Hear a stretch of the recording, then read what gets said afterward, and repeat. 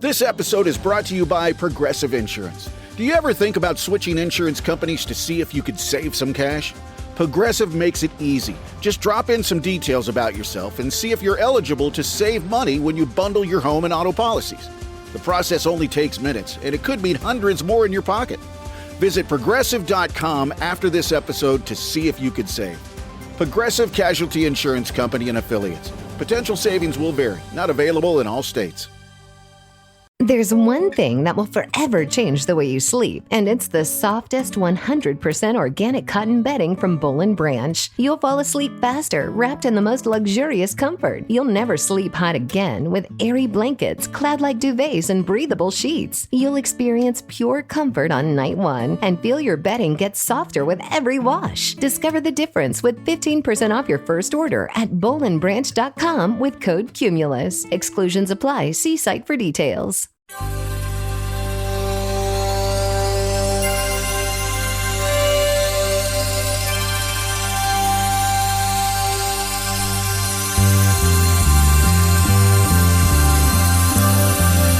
It's the Bob and Tom Show.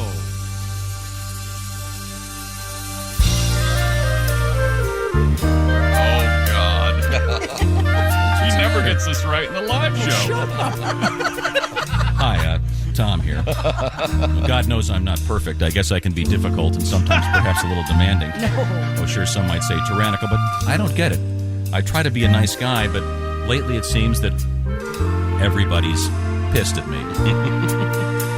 My friends are pissed, my doctor's pissed, my mother's pissed, my lawyer's pissed, my waiter's pissed, and chick is pissed. Everybody's pissed at me. My banker's pissed, the band is pissed, my plumber's pissed, the fish are pissed, my barber's pissed, my brother's pissed. It is very plain to see. Everybody's pissed at me. I think we can all agree. Everybody's pissed at me. Tom, you are an evil bastard. We're all pissed at you today. I am sick of all your bitching. Here's a check. Go away. Your boss is pissed, your kids are pissed, your neighbor's pissed, your sister's pissed. We'll bet even God is pissed. Everybody's pissed at me. When I wrote my pissed off list, I'm sure there's someone that I missed, and that will probably make them pissed. It is very plain to see. Everybody's pissed at me. I think we can all agree. Everybody's pissed at me. Very justifiably. Everybody's pissed at Your friends are pissed, your partner's pissed, your mother's pissed, your lawyer's pissed, your waiter's pissed, your dog is pissed. Everybody's pissed at me. Things have not changed. Oh, you picked the perfect day for that one. Hello. It's the Bob and Tom Show. Christy Lee at the Silac News Desk. Hello. There's Pat Godwin in the performance room. Hey, Chick. Hey, man, there's Josh Arnold. Chick. At the I Hate Steven Singer sidekick chair. There's Ace Cosby. Hey. I'm Chick McGee. Hello, Tom. Chick. Everybody's pissed at you. That's for sure. Is what the songs say. Had a bad day? Something yes. particular? Oh. I'm all right. Sorry. I see. I'm in good shape now, ready to go. A little bit of sleep. By a little bit, I mean a little bit. We're good. bit. We're ready to rock. A little bit. I've got a lot happening over here, sorting things out. Got a lot of You're papers. mad? You're upset? What are you mad about? Major League Baseball yesterday tried to pull one over on him, and he's never been more upset. A total BS story yesterday. Oh, the guy that played in the same He's game. playing for the Blue Jays and the Red Sox. No, he's not. The thing that people, what I thought when I saw the story was that he physically played for both teams. He didn't. And obviously, that did not happen. He was traded from the Blue Jays to the Red Sox between the time they started the game and they made up the game yesterday is what happened. So in the box score, he appears on both teams. He'll be for the Blue Jays and the Red Sox, and I got the yes shaking head. But it's just yes it's a non-story. They were doing it all over sporting shows as if he was playing for both teams. It was the stupidest non-story. Red Sox catcher. This is why the NFL's taking over. Danny Jansen became the first player in Major League Baseball to appear. It says here, appear in the same game for both teams when he took the field for Boston, the resumption of the rain-delayed game he started back in June. Jansen was in the Blue Jay lineup at catcher, batting in the second inning on June 26th when the game was suspended. Traded to the Red Sox last month, and on Monday he took his position behind the plate as pinch hitter Dalton Varsho completed an at-bat that Jansen started. Right. Well, so he didn't play for both. Physically, he did not play for both teams. No, that's the sticking point. It's kind of interesting, but if they had not been pushing it like he could have physically been playing for both teams in one game, because that's a month ago I saw a video about this, and that's what they were saying. They were implying that he was going to have to suit up. Yes. And actually, as a Blue Jay, and then change? But he didn't. And I'm surprised the way baseball is that hasn't happened. Trade a guy in the middle of the game. Why not? Right. But I think hasn't that actually happened? They traded a guy in the middle of a game? I think it has happened. Some sort in the minor league game it happened. Yes. Which is funny. The Syracuse Chiefs and somebody. Remember the thing when you were like in junior high school where the other team didn't have enough players, so you had one of your guys play for them? Yeah. Which is fine. Kind of a nice. Ever quarterback for both teams? That was fun. Good sportsmanship.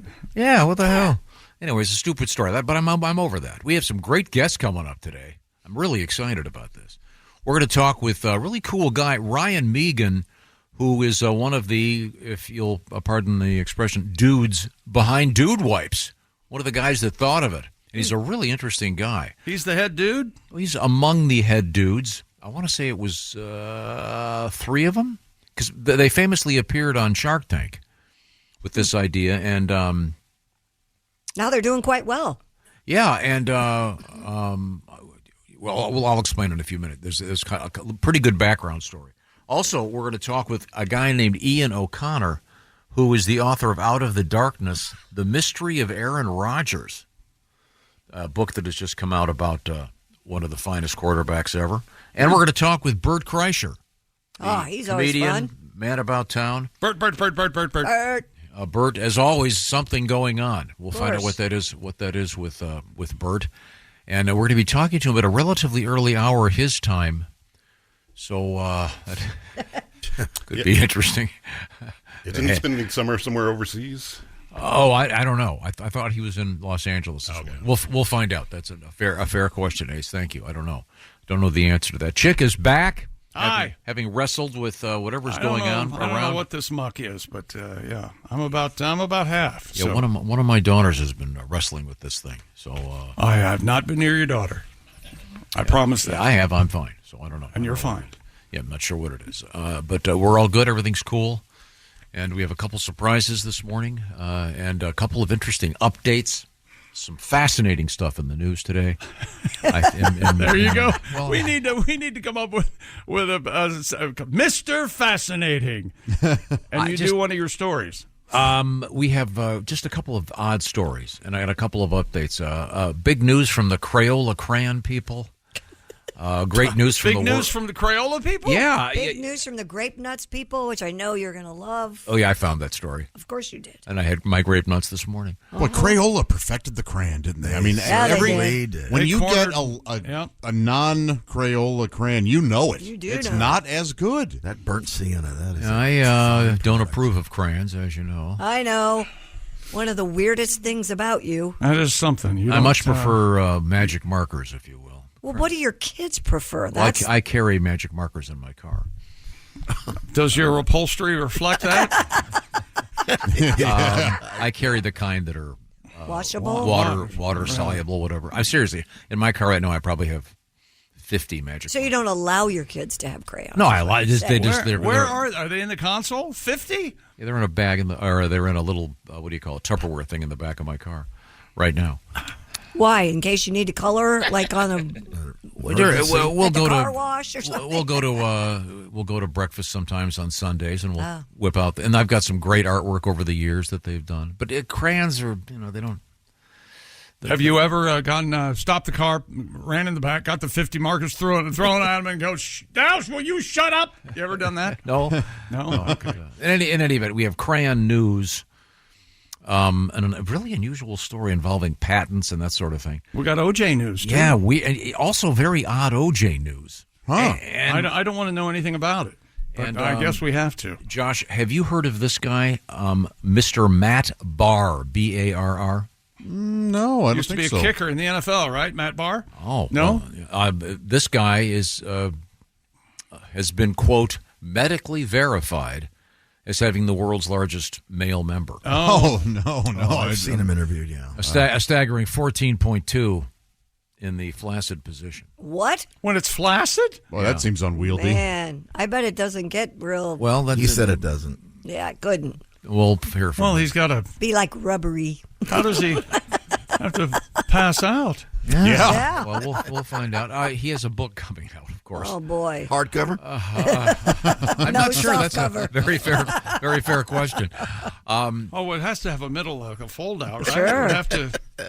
Did you know, Josh, that apparently the word flaccid can also be incorrectly pronounced flaccid? You know, I've heard you mention that. Which seems odd because then it would be a hard C. It does seem... You're welcome. That's today's thing to think about. Okay. little language issue today. Also, we have Chick-fil-A news. I'm a fan. And again, after yesterday's thing, we have a new oldest living man. Oh, wow, okay. We better do the story quick then. Typically title that one has briefly. Mm-hmm. We'll Did you find- guys go over the some of the Chargers got stuck in an elevator? Did you Did talk not. about I that? saw the story. We didn't do it yesterday. Okay. Oh, Jim Harbaugh has some comments about it today. He's the head coach of the Chargers, of course. They were playing Dallas, the Cowboys and Chargers in the preseason game, and some of the Chargers got stuck on an elevator and they had to be rescued. One at a time through the ceiling, I guess, just like in the movies. Oh, cool! Like a Die Hard thing. Yeah, and where would our action movies be without HVAC?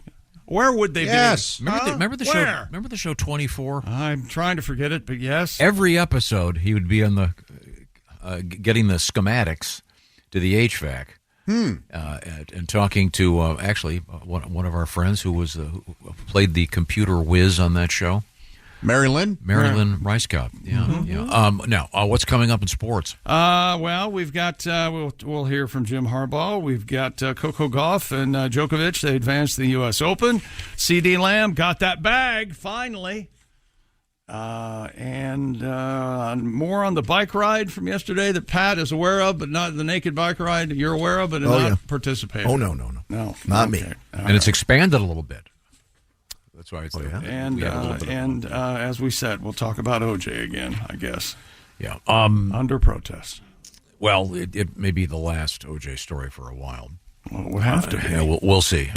And dating apps in the news today. Are they fading? Oh, I have a great story. A girlfriend of mine just had one of these great dates from a dating app. Oh, she did? Yeah.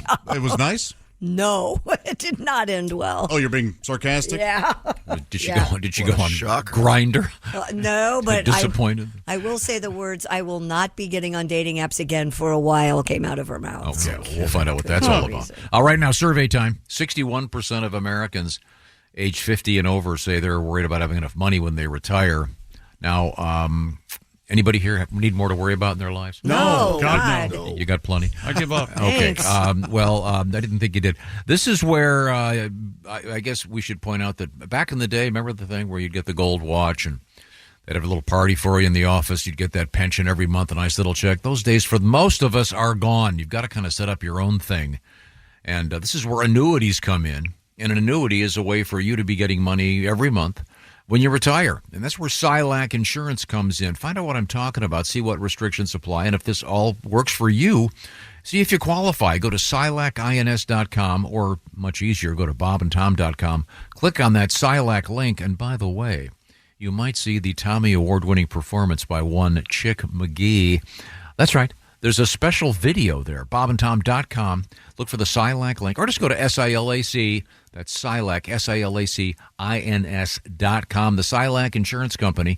Elect to receive payments on a regular basis when you retire. See what I'm talking about. Once again, just go to bobandtom.com and check that out. Now, we also have some pretty cool videos there. I can assure you of that. And we have something that Chick and I have experienced. If you're swimming around dolphins in a certain spot, look out. That's all I'm going to tell you. This is the Bob and Tom Show. This episode is brought to you by Progressive Insurance. Do you ever think about switching insurance companies to see if you could save some cash? Progressive makes it easy. Just drop in some details about yourself and see if you're eligible to save money when you bundle your home and auto policies. The process only takes minutes, and it could mean hundreds more in your pocket. Visit Progressive.com after this episode to see if you could save.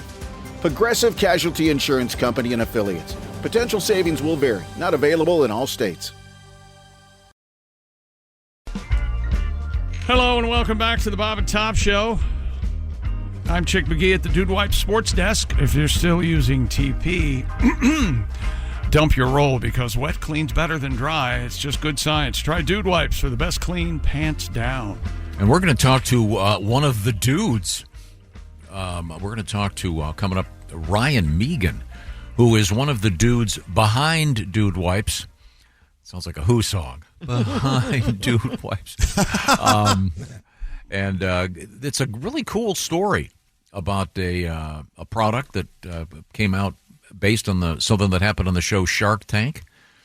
And we'll talk to Mr. Meegan about what's going on in the world of Dude Wipes. Christy Lee is at the Silac News Desk. Josh, of course, can be found at the Steven Singer, IHateStevenSinger.com sidekick chair. And coming up, of course, it's that Ace Cosby joke of the day brought to you by our friends at Sleep Number. Christy's coffee cup looks gigantic. Is it you, or is it just your cup's bigger than most? I don't think it's... It looks a little taller than It this. might be a little taller. Is it just because you're tiny? Is that why it looks so big? Small hands, everything looks bigger. Look at that. Look at the size of that cup. I heard that. Thank you. Yeah, but we will talk to the eyes Dude were Wipes. playing tricks on me. Okay. And now what's going on over there at the sports desk? Well, we got this, right? Oh. Gotta look back in anger. It's a little I don't have control. He does. Oh, you've got it over there? They switched Okay. it yesterday. Okay. You turn it down a little bit. Yes, sir. I think whoever did that needs $20 out of petty cash. Thank God. Very complicated. Tom was overwhelmed yesterday morning by Jeff's hair. Yes. You were talking about dippity doo. Is that what you were pushing? It was just beard oil. It was a scent. And you were certain it was dippity doo, correct? No, I was asking him what it was in his I think hair. he said it was Brill cream. I think he said he moved up a little bit. Vitalis. Yeah, something. Brill cream.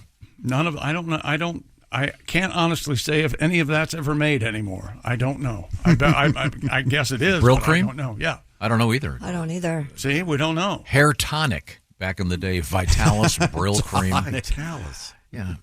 Then the wet look, the wet head is dead. Remember that? Yeah. What was then it came back again with Michael Jackson and the Jerry curl. Is that Yeah. right? You'd see dudes walking around and the back of their shirt was all full of goop. Soul Glow and Coming to Soul America. Glow. Oh, yeah.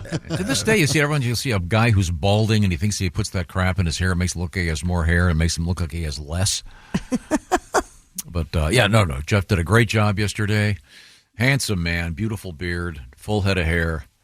I just gave him a little bit of grief because he had an aroma to him, kind of a pleasant. Josh is extraordinarily sensitive, as you know, to any kind of cologne. I did not smell it. Of course. I didn't either. No. But I didn't get too close to him either. Your laundry detergent lately has been kind of... Awful or good? No, but I mean, it's very aromatic. Whatever you're washing your clothes in. Oh, I haven't noticed that either. Really? Tide? That ain't Tide. Tide Pods? Maybe, do you have a fabric softener or something that you're using? Maybe. There's some weird little stuff I pour in. Yeah, that's it then. Is that right? I'll find out what it I'll is. give you a whiff. Tom hates eating outside. We all know this.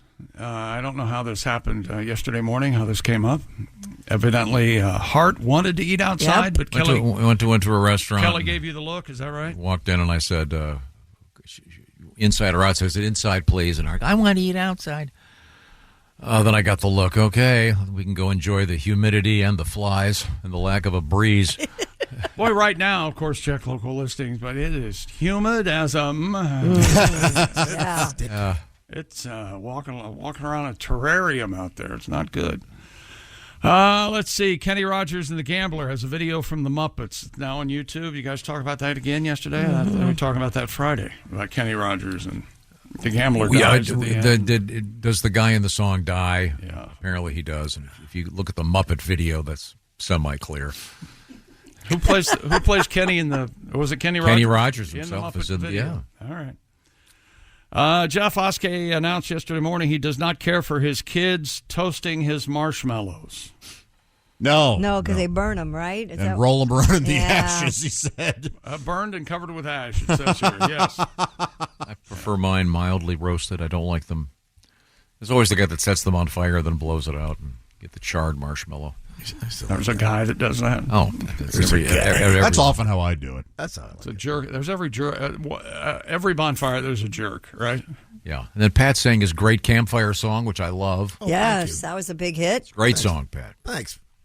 About Pat's the guitar guy, and we learned something interesting that Pat, when he's the guitar guy at the party, primarily plays originals. Yeah, that's what I did when I first started. Yeah, Yeah, but throw in the little blackbird at the end to seal the deal. That was the panty dropper. Seal the deal. Blackbird. Seals the deal. Oh, yeah. It's a beautiful song. Do you ever whip that guitar out now that you're a semi-adult? No, I think I forced it on people so much when I was growing up. I mean late at night when it's just you and your lady friend. No. Yeah, I do that. And you're in your underwear. Do you ever I whip wear that thing out? underwear. By which I mean the I wear guitar. shorts, maybe. Yeah. That's probably fun. Yeah, It's a lot of fun. What yeah. do you play for her? I play the new stuff. She's like a huge music fan, so it's like it's very fun to play for her. Oh, so you play the Pat Godwin stuff. Yeah. Is she a singer? No, I mean she enjoys singing. Don't get me wrong, but So will she say, "Hey, will you please play this so I can sing"? No, she won't do that. Oh, that'd be nice. She won't do like Gangsta Folk, your great call and response? No, she does not like that song. Well, really? Yeah. She's very opinionated. Yeah. Well, now wait a minute. Let's hear her out. What does she hate about gangster folk? No, I mean she just knows it. I mean, like Oh. you guys all know it. We've all heard it. What's her favorite Pat Godwin song? Well, I could tell you what her least favorite is. Oh, I bet I know. I know what that is.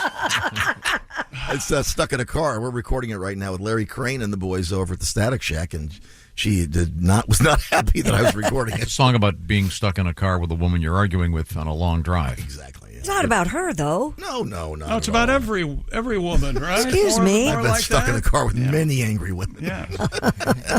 Maybe it's after that's happened so many times, maybe it's you. Oh, it is me. I know it's me. Okay. Oh. Yeah. Just to check it. This is called revisionist history when I write songs. Okay. You look at your passenger like a crowd that must be won over, don't you? Exactly. Yeah. Tell a little that's what jokes, Pat looks sing a little song. Now, do you ever go anywhere? Do you let her drive so you can play guitar? I don't play guitar, but she in the beginning I didn't because I'm a control freak. But she's a really good driver, so she can drive now. Yeah, she's good. Josh is good. Jeff is good. I thought Josh was really too fast. He is a little too fast for me, but he's an excellent driver. Yeah. Good to know. I mean, he really. When's the last accident you had, Josh? Can Oh, you remember? jeez. Knock on wood. I mean, Yeah, I was at least 25 years, something like that. But you like to drive fast. According to Pat, yeah. Very fast. He got a ticket that day, so don't let him lie. About 30 years ago, I went through I had like 3 speeding tickets in like 14 days. And so I had to go to like defensive driving school or something. They make you go to school. Oh, yeah. It was really something. Yeah, I've only had one. Well, we're often not surprised by over. that. If I'm on a highway, I'll usually do 8 over. I've always heard if you're a lie. 9, 20 over. 9, you're fine. No, 10, not- you're mine. I thought it was 9 you're mine. Nope, No, 9, you're fine. 10, you're mine. mine. Oh, okay. I'm with you. I go 8 too, usually. Yeah, the one I got, believe it or not, it was on a street called South Park years ago, and they had changed. Drive it too fast. They had changed the speed limit. Oh, really? Yeah, which pissed me off. What do you mean they changed so they're giving tickets? Wait a minute. How about a better sign? So it wasn't you speeding. Thank you. It wasn't your I fault. went from 35 to 25 with no warning. And no warning. And after and, repeatedly. and an ill And the guy gave me the sign. ticket. I said, hey, this Well, has of been course he 35 did. my whole life. It's a law. There should be special signage. I hope you told him. I hope you gave him an earful and still expected to just get a warning. I just said my tax dollars pay for you. Oh, No. that one, yeah. Attaboy. I felt Attaboy. unfairly charged. You guys talked about skydiving yesterday? Is that At right? length. Yeah. We had another elderly woman we did the skydiving thing. Yep. How did it end? It ended okay. She's still alive. All right. But we were talking about tandem versus solo, and we Ace had wants the to jump. various records for 'cause typically these elderly folks that do Wait a this. Wait a minute. Tandem jumps. Did you say Ace wants to skydive? Yeah, but he doesn't want to I be was younger. tandem. No, I think you should do it today. Yes, right away. I'll pay for it. Anytime. Anytime, buddy. Yes. Hit it. And I But was will you pay for the shoot? We'll tell him he's got to shoot. Yeah. pay for it, he'll pack it. I will absolutely take control of the situation. But Ace thought you had to do your first jump as tandem, and that's not true. You could take a training course and Yeah. we could get a start jump. out We could get solo. a jump. I know a guy that can help you get this all set up. You should really think about this. He's done like 1,000 jumps. No, I said I wanted to do it when I was younger. Now, no. Well, Oh, you wouldn't do it now? Okay, okay. I smell the disappointment of the shrimp eating contest rearing its ugly head again. He always changes his story. Always a big liar. The lady Here yesterday. we are. Lady yesterday was I'll 100. go skydiving. Well, when I was 12, I said I'd go skydiving. Minette Bailey, age 102, did a skydive, but that is not the record. The world's oldest is Linnea Larsson of Sweden. Did it when she was 103. Did Nanette, did they try to tell her, no? Nanette? Oh, that's pretty Did good. they try to tell her that? But her fall was broken by her boobs, which hit the ground first. We'll be hearing about another old dude, the oldest man in the world, I believe. That's right. Coming up in the news today. My God, kill me. Please take me now. Evidently, Josh had an argument with his Alexa yesterday. We finally called her a bitch. Is that what happened? No, Oskay is the one who cusses at his. We had a really good story about Alexa. The number of people who are polite when they're talking to their electronic devices. Like Alexa or Siri, I always say thank you. Do you say, for example, Siri, please call so-and-so? No. Mine's set for "Hey Siri," and then it goes ahead and goes. 10% of people admit to swearing and cursing at Alexa and Siri, et cetera, et cetera. Oops. That's what happens. Unbelievable. Damn it. I don't know how that started ringing. Boy. Who are you calling? That's the best part. Yeah, who did Siri think? This is I want to know the percentage of people who never use Siri or Alexa. I'm part I of that. don't use Siri, but I I don't use use Alexa. any. I would never have an Alexa in my house. I have both. I unplugged mine the other. I was watching some show and I forget what it was, but they were talking about Alexa, and it set off my Alexa. So I'd had it. So I went over. This just called 911. Now they're calling me back. Oh, You better. Honestly, you better. Honestly, you got to answer that. I don't know. We could maybe I've been get there some before. donuts for the cops. How did that It'd be all happen? right. Yeah, how does that happen? Emergency You didn't thing on the say iPhone. anything like I think emergency. he said or- Siri. I think. Yeah. Did you say Siri? Yeah, he did say Yeah. Siri. That's Remember why you said yesterday it. you said it, and it called Christy Adams. That's why you set it on "Hey Siri." Right. Oh, okay. In any of, jeez, it's doing it when you say it. Well, you gotta take it off. Calm down. That was funny. I heard Chick goes, "Hey Siri," and I heard Tom Siri go, "Uh huh." I just did it again. Hey Siri, call Pakistan. Don't do that. This thing, just calm down. I'm going to. Ironically, you're an American guy. Now, so the point is, 40% of people believe that one day your behavior toward AI will somehow be taken into account. Oh yeah, that's the craziness, Chick. Is people think they're being polite to their machines now, so that when they are in control, they will show mercy. Essentially, That's what the article said? yes, and Wow. which I say we have to stop all of it now. If we're already thinking that way, we have to stop. We're this. already worried that we don't want to upset them. We're being judged now. Yeah, the machine goes, "Let Josh live. He was nice to me." Oh my gosh! Remember that time you cursed at me? Oh, Do you think he's doing subtle stuff right Hey, now? Like Josh. if you're mean to the aforementioned robot, whose name I dare not say out loud, it's going to start giving you the wrong forecast or the wrong directions. Well, let's see. Chick was mean to me yesterday. Yeah, I'm going to tell her to take a left here. This will take him to Albuquerque and back. So, Why am I in Memphis at 2 a.m.? Josh, you talked about your bird, Fred Bird. It could talk and whistle when you came out of the shower. Yeah. I remember this story. Yeah. Give you a quick little... Good old Fred Bird. a good friend of mine, his wife had, they were some variation of parrots. I forget exactly what they were. They were exotic, large birds, and they particularly enjoyed mimicking the dog. So the dog would leave the room, and the parrot would bark, and the dog would come running in looking for another dog. So the parrot was messing with the doggy. I just received a text from a friend of mine who said my phone Siri kept going off when you guys were talking. Yeah, no, just it's now. amazingly how sensitive Yeah, the thing is. it's very sensitive. Mine quite literally just called, those 3 numbers. Mm-hmm. And Jeff Oskey talked about he had guinea pigs the other day with a Yes. ball that they rolled around in, I guess. Mm-hmm. And Christy, you had 2 hamsters? Romeo and Juliet. How long did they live? I don't know, a year maybe. Too long. You can't flush a hamster, right? No, my dog took care of one. Yeah, that's what happened to my guinea pig, Gilby. Yeah. Once again, named after the gin by one of my dad's buddies. That tells you a lot about Mo. Mo. I like the name Gilby. That's a fun name. It is a good name. Mm. By the way, that's one of the questions I want to ask coming up later this week. We're going to talk with NFL great Joe Theismann. Don't embarrass me, please. Will it Don't embarrass ask you him. if I say, look, Joe, I Who's just got Gilby? I just got a new dog. I've named Dungy after the great Tony Dungy. Has anyone ever come up to you and said, hey, Joe, I named my dog after you? Oh, I'm sure they have. Yeah, wouldn't that be kind of an honor? Don't you have a Joey? I kind of named my dog after her. But there are many Joes on Washington who I named her after. Joe Gibbs, Joe Theismann, Joe Washington, Joe Jacoby. A lot of Joes. Oh, cool. Yeah. Then he won't be offended by that. Well, yeah, I think we've had the discussion. Tom. And, I see. And he said, yeah, I get that feeling. So I don't know how it's going to go. I love talking to Joe. Well, that makes one of you.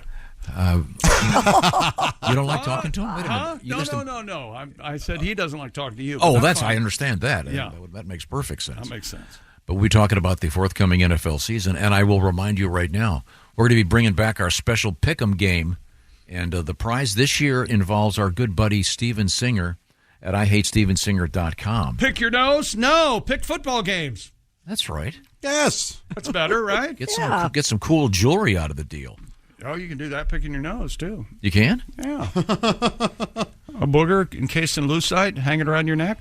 That's actually kind of in the news today. I sure hope not. Yeah, you're going to be surprised. We have a very odd, My psychic comedy continues. Yeah. very odd jewelry news today. Huh. Disturbing, quite frankly. Let me tell you about Raycons. They're everyday earbuds. They're the best-selling everyday earbuds, and they have been upgraded as if they could get any better. Well, believe it or not, they have. Raycons also get active noise cancellation and multi-point connectivity, a huge deal. Let you pair with 2 devices at once, plus the quick charge function. 10 minutes of charging yields 90 minutes of battery. And Raycon's ergonomic design fit the widest range of ears, and the optimized gel tips guarantee a cozy custom fit. And there's brand new vibrant colors to fit any wardrobe. They have blush violet, forest green, royal blue, classic black, and Raycon offers a 30-day happiness guarantee. Go to buyraycon.com/Tom today to get 20 to 40% off site-wide. You get up to 40% off everything on Raycon's website when you go to buyraycon.com/Tom. That's buyraycon.com/Tom. Thank you very much. They're the best, and they, of course, are about half the price of those other ones and twice as good. Give them a listen. As Christy said yesterday, they'll fit in any ear, even yours. Yeah. Coming up, Ryan Meegan, one of the dudes from Dude Wipes. Ian O'Connor, the guy that wrote the book about the new book about Aaron Rodgers, and comedian Bert Kreischer on the way. This is the Bob and Tom Show. Become a Bob and Tom VIP and get your Bob and Tom fix 24/7. Get all the info in the VIP area at bobandtom.com. This is the Bob and Tom Show. This episode is brought to you by Prime Video. In the small town of Holland, Michigan, nothing is ever what it seems.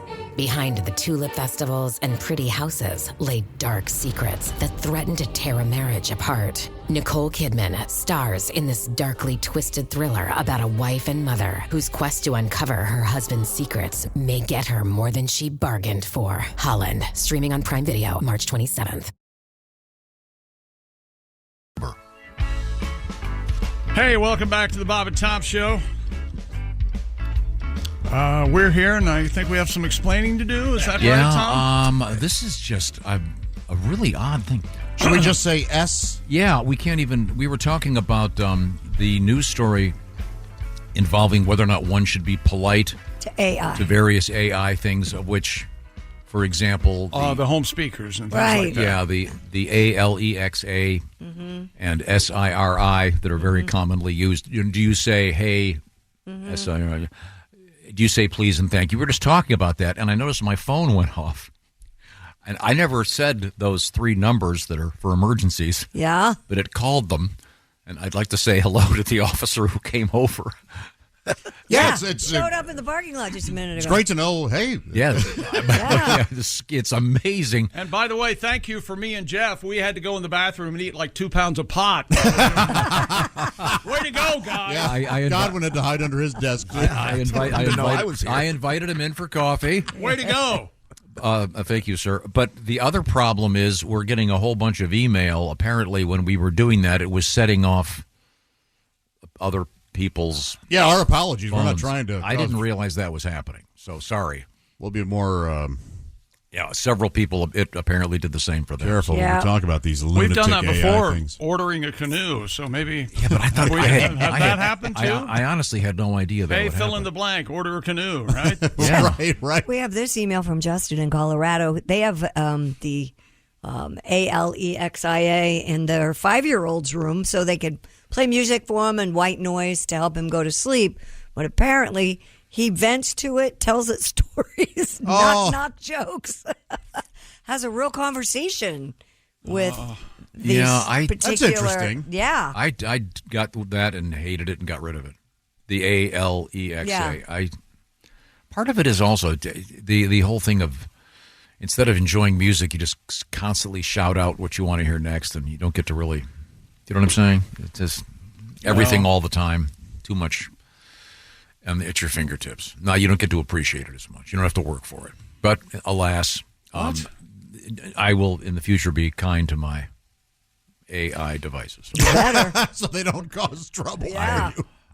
You'll be on the protected scrolls. I think if you're mean to your phone, it starts draining the battery. That or Apple has a new one coming out. I can't decide which. I think if you're mean to your phone, you should address maybe a few other things in your. You seek some therapy. No, I am not mean to my. No, I know. Yeah, I don't believe you. No, I'm not. You just were when we were on the air the last break. No, I was doing an example. I was like an Archie Bunker playing a character being mean to his phone. Well, you have it on a leash now. Oh, I do have my phone on a leash. You're welcome. Thank you. Oh, you missed that chick. Oh, yeah. Oh, it's on a lanyard. Oh, I so didn't see that. It Oh, hangs wow. around your neck. Yep. When I'm walking the dogs, I had an incident. Oh, okay. Oh, you dropped it, eh? I'm walking 3 dogs at the same time right now. Well, and one of them is a puppy. Why don't you leave your phone at home? Well, no, while he you walk put the it. dog? I know what he did. He put it in his breast pocket of Yes. his shirt, and Bend now over. it's begging to be dropped out of his And of his into the shirt. poop. Yeah, I mean, Yes. gravity being what it is, you bend over, out of the pocket into the dog poop. Right. It really did fall into the poop. Oh, yeah. Oh. Seriously, Tom, why don't you just leave your phone at home while you walk the dog? What the hell's wrong with you? Oh, you don't do that. Yeah, you do. You can take a break. You got to shower with it. Maybe on the You phone. shower with it, too? I'm still kind of fuzzy on how the lanyard works. On the it goes into the charging port, Yeah. No, it's you take the case out, right? and then there's this sticker, this like the size of a 50-cent piece. Okay. That sticks to the inside of the case. Uh-huh. And then 50-cent piece. You know, like 4 bits. 4 bits, Josh. They sell those at the grandpa store. Okay, Josh, I'll make it a little more relatable. You know, a Kennedy 50-cent half. piece. What's that big? The size of a flattened golf If ball. you're talking to me, I can't believe you didn't say pepperoni. There you go. About the size of a pepperoni. By the way, I feel we've reached a landmark in the show. I no longer have to do the insulting jokes for Josh. He does them for himself. Yeah. That's the worst kind of bully. That's you how taught we- me to bully myself. You go out and That's get your how own we- switch. You're welcome. We all react to you that way. So there's a stickum thing. Then it comes out the place where you put the Lanyard in. What's this called? The Charging the port? charging port. Oh. And then thus you can go like this. Well, did I say Neat, huh? So can you still charge it? Yeah.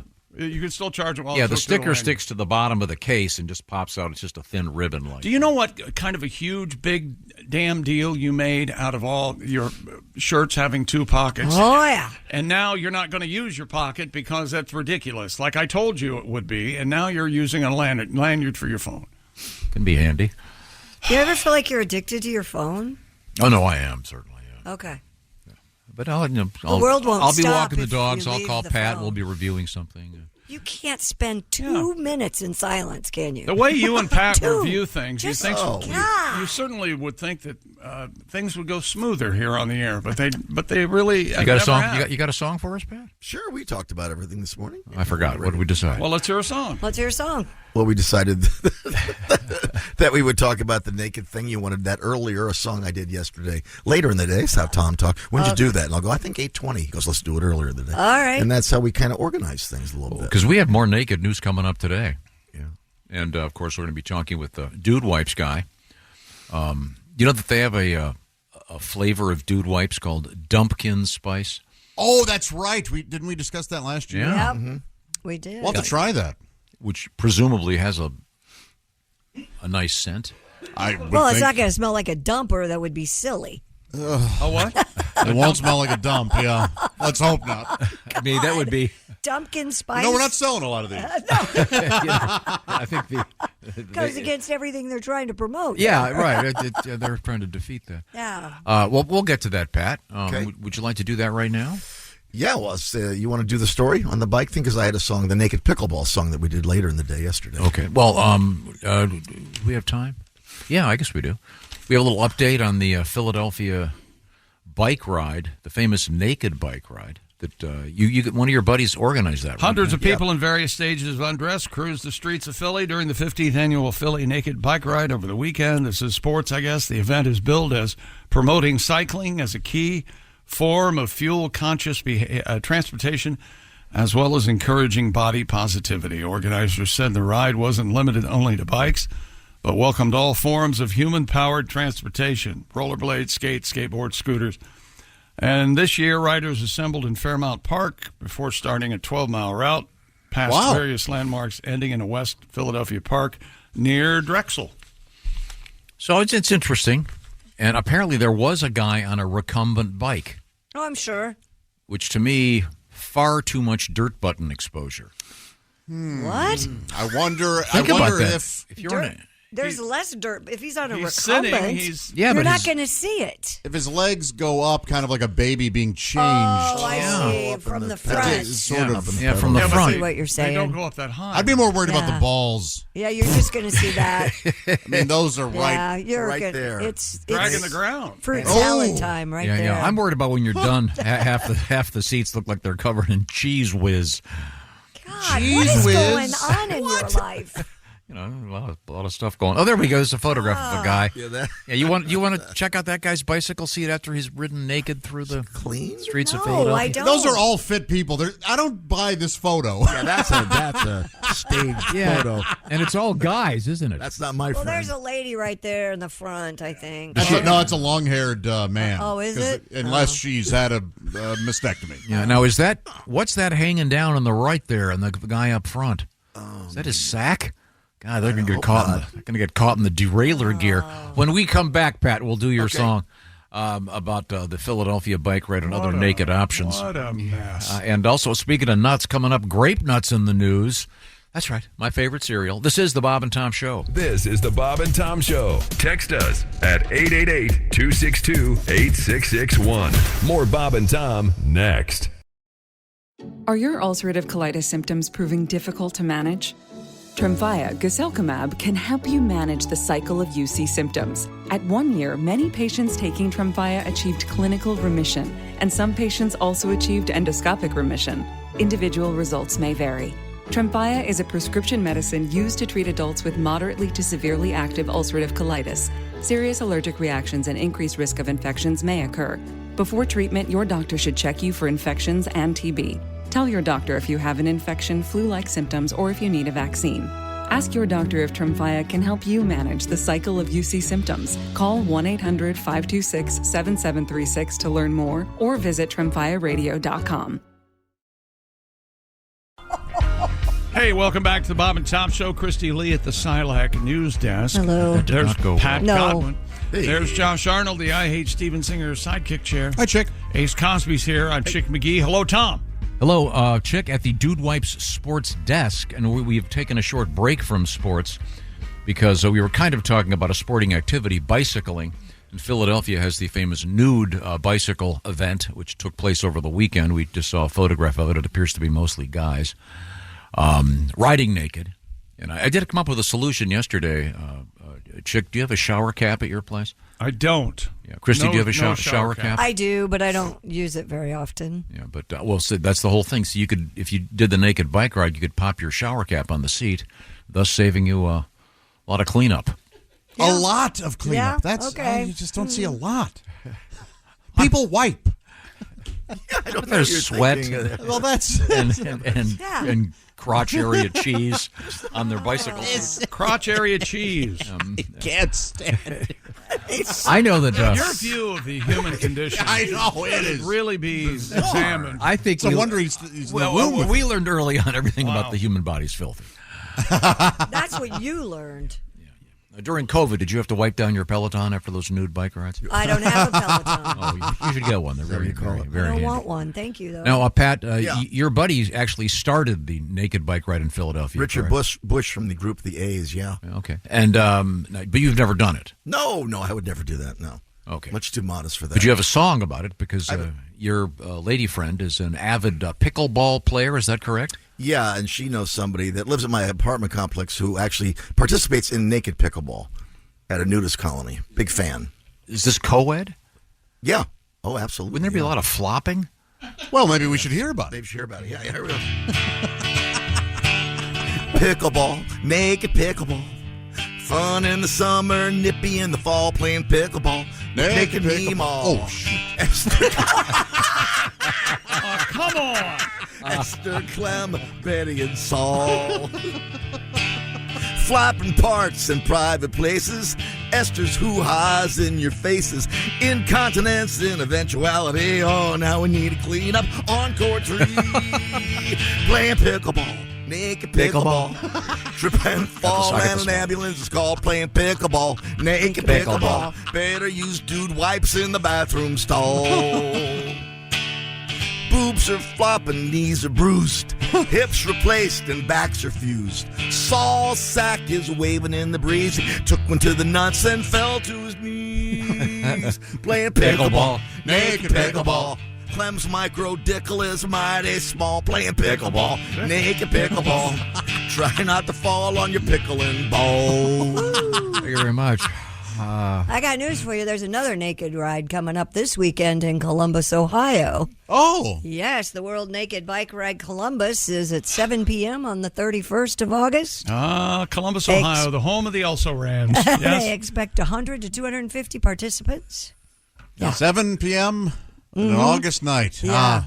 Miss prime mosquito time. Why didn't they do this instead of that Hands Across America thing a few years ago? Remember that? Yeah. A few years ago. Like 30 years ago? 50. Was it 50 years ago? Yeah. A long time ago. And that didn't work out, did it? Well, I don't think they quite I did believe, as they tried. famously said, there were several breaks in the line, I think is what they said. Well, the ocean's pretty big. Right around Arizona. Yeah, okay. All right. I'm not standing in the desert. Now, I was asking about naked bike riding, and I was saying apparently there were some recumbent bikes. It was disturbing to me because of the dirt button exposure. You're not going to... Got this. There's more dirt buttons on a regular bike. This is from Ryan in Ohio. He writes, recumbent bikes help people with low back and hip issues. Whatever, dude. The recumbent position puts less stress on those Right. areas, allowing people to continue biking after traditional bikes are no longer an option. Plus, while doing it naked, it exposes much more of the dirt button. Well, thank you, Ryan. Oh, yeah. Okay. All right. I see. I see. Affirmation there. Yeah. Little thing, Patty G. It says, I went to see Pat at the Caravan in Louisville both nights this past weekend. Both nights. Oh, that's too much. He goes, I was the stoned guy in the front row. You know who that is? I do indeed, yeah. I enjoy the show very much. All right. I want to say hi to Rob, retiring. Rob Rett? Rob has got... Right, bro. He's been on the job for 42 years. Today's his last day. Well, congratulations on a heck of a career, so long as it's something we can endorse. I mean, if you were a hitman, I don't know if I should be saying this. But it depends who he's hitting. Yeah, you're right. I think you gotta... You're right. I forgot I'm pro hitman. Not all hitmen are, they're getting some bad guys. There are bad actors out there. Yes, there are. And I mean people who are bad. Right. Congratulations to Rob. on a great career. Now, we return to the Dude Wipes Sports Desk. Coming up, we're going to talk with Ryan Meegan, one of the co-founders of Dude Wipes. But right now, Chickster. C.D. Lamb has ended his holdout with the Cowboys, agreed to a $136 million 4-year contract. He's going into the last year of his rookie deal. He is a close second to Vikings wide receiver Justin Jefferson, the highest paid non-quarterback in NFL history. Doesn't his name sound like a CD component or a computer component back in the day? CD-ROM. This has CD-ROM and CD-LAM. CD-LAM. And it also has... Oh, yeah. And it's not C period, D period. It's C-E-E-D-E. Oh, wow. C-E-E-D-E, Lamb. I take it back. Well, are you questioning me? Look. No. I'm trying to think. Who's the? Isn't like their D-D-D-E-D-E-E? Oh, some soul singer. There's C.C. Winan. Yeah, C-E-C-E. I like C.C. Winan. Yeah, she's always complaining though. It's too It's too hot. It's too cold. It's too hot. If she'd married a guy named Kuntz, that'd be awkward. Oh, C.C. Kuntz is what he's going for. C.C. Winan Kuntz. That does make it. Hey, we had some preseason games last week, and who's our favorite NFL announcer? That's right, it's Kevin Harlan. Nobody does it better than Mr. Harlan from TNT and CBS Sports. Well, Kevin could not believe the accessory one of the Green Bay Packers fans wore to Friday's preseason game at Cincinnati Bengals. Harlan calls the NFL games for CBS. It was the Packers preseason TV announcer. As the game against the Bengals was returning from a commercial, as they often do, they took a shot of the crowd. And I believe you'll hear it and see it here in a moment. There she is. I don't know if you can make her out there. That's right. One of the fans was wearing a Packers cheese bra, which is similar to the types of cheese heads that the fans wear. Yes. Yeah. But there she is with her bra. A rather robust woman, Rubenesque. And poor Kevin Harlan could not contain himself. Now Cincinnati, a beautiful night and all.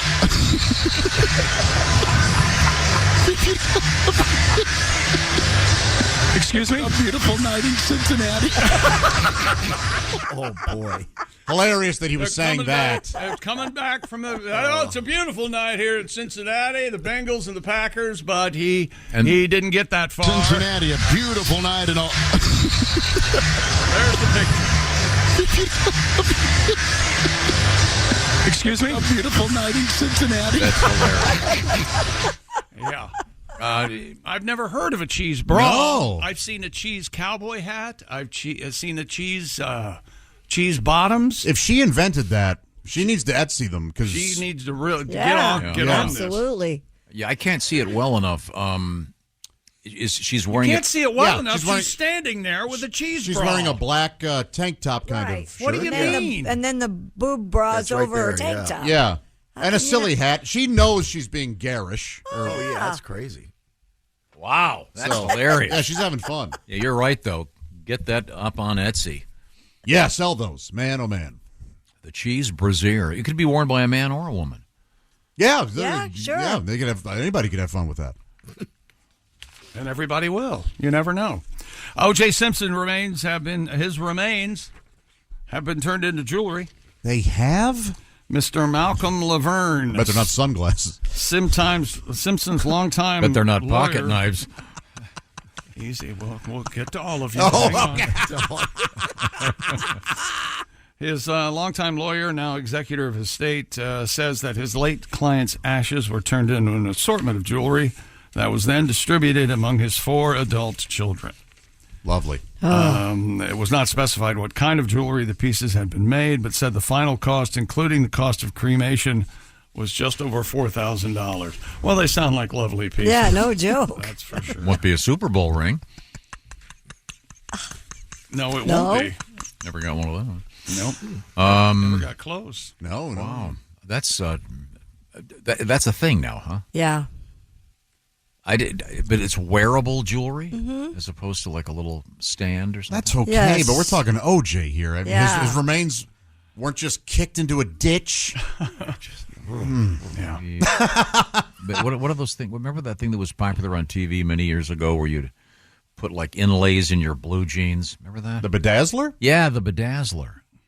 You could bedazzle a pair Did of you hear how gloves. he said the bedazzler, though? You know, you put inlays in your blue Whatever they jeans. You know, you can turn cremated ashes into diamonds. You know that, right? Yeah, but they're not real diamonds. Well, there's a company that does it in Kiev, actually. So. Well. Oh, I'm sorry, in the heart of the United States. I apologize, Kiev. I've talked to Steven Singer about this, and he knows that when I pass away, my ashes are to be turned into one of his diamonds. Oh, nice. They'll be called the Josh Diamond. Oh, yeah. And, I say, why wait? Wait. Are you saying I'm leaving money on the table now? I think you might, yeah. Think of all the things I you didn't could think be about doing that. right now. Yeah, I didn't consider that I could have the money now. Boom. Do you think that you mentioned Etsy and there's eBay out there and there's the Facebook sales thing? Do you think that one of his kids to make money will sell? Oh, maybe. You know, this ring made out of OJ. It's really weird to read the ages of his kids now. They're like 55, 33, in their late 30s. It's one's 55. I give it 6 months, and one of these things is going to show up in a news story that's being auctioned by some. Well, they obviously didn't turn them into diamonds because this is not a cheap process. This is like at the cheapest $5,000. So, my dad got divvied up 6 ways. Yeah, but he's not in a necklace, is he? No, he's in a tiny urn. Yeah. So they just. Oh, okay. They did cremate him. Yeah. You don't have a leg lamp. By the way, a perfectly valid question. I want to go on. We were record. talking ashes. Josh, you should have known. Wow. Well, that's odd. I'm trying to see if there is not a photograph of the jewelry, at least in this version of the story. So. I don't know. Maybe they put it in a little pendant or something. It'd be easy to do. So, Clear. Pat, you have your father's ashes in a locket. I have urn, tiny urn. Yeah, I have my dad's in a small little heart about this big, and it's in a nice case. Like an old Valentine's Day tin. You just Kind put your of. father in there. Yeah, it's an old Valentine's. I guess we'll put him in this. Grade. There you go. My Auntie Girk Yeah. was in a silver box about the size of a tennis ball can, but squared up. And Silver Box was her nickname at the nursing home. Hey. Oh, Silver Box. Yeah, Auntie Girk, she really put out. Well, that's what they called her. Yeah, that's right. Yeah. I don't think she did. Here comes little Silver Box. Boobs look like tube socks with tennis balls in the. Doesn't matter in the dark. On that note, sorry, Auntie Girk. We used to keep hide a key in there in the garage back in the day. Right now, speaking of diamonds, real, earthborn, rare diamonds, natural diamonds. That's what Steven Singer is all about, of course. Soon to be made out of me. And no, they're cremation free. And they're also Josh Arnold free. I don't think anyone's going to go, oh God, I love these earrings. They're made of Josh. He was my favorite on the show. IHateStevenSinger.com. Find out why he has that IHateStevenSinger.com place to go, because some people just don't like him because he's got these great prices every day. Steven Singer Jewelers, famous for the full 100-day, 100% money-back guarantee. Oh, Steven Singer at IHateStevenSinger.com, famous for free shipping all year long, and about to be famous for being part of our special Pick'em competition. Every week we're going to do one. I'll give you all the details on that, but you could win a great prize from Steven Singer. Peruse the website. This would be a great time just to lay a nice piece of jewelry on him or her in celebration of the forthcoming fall. Or maybe when it's just hot. These diamonds are gorgeous, and you're hot, baby. That's right. God. One place, one price. Let's not do that again. These women are really good looking, okay? IHateStevenSinger.com. Hey, baby, you're hot. Josh? Yes, sir. How do you like your women? Ah, There we go. See? Pat, how do you like your women? more sexist.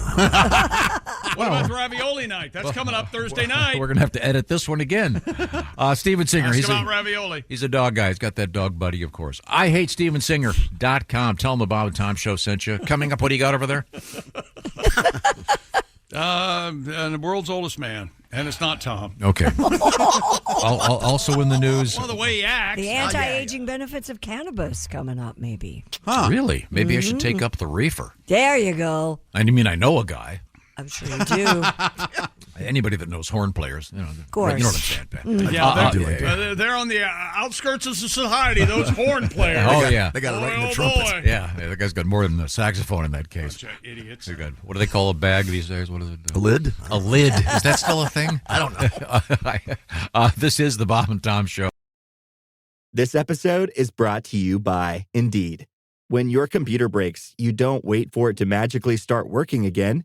You fix the problem. So why wait to hire the people your company desperately needs? Use Indeed's sponsored jobs to hire top talent fast. And even better, you only pay for results. There's no need to wait. Speed up your hiring with a $75 sponsored job credit at Indeed.com/podcast. Terms and conditions apply.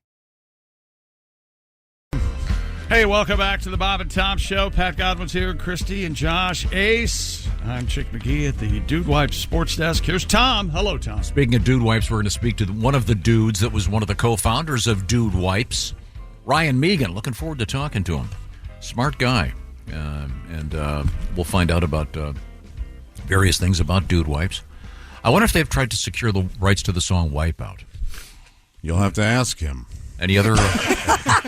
Yeah, I can't wait to get the answer to that question. No, we haven't. How about Wiper Blades by Haywood Banks? He could alter the lyrics just slightly. He won't, though. Wipe. Wait a minute. What if the check were large enough? I think you'd need cash, first of all. Okay. Cash only. We return to the Dude Wipe Sports Desk. That's Chick McGee.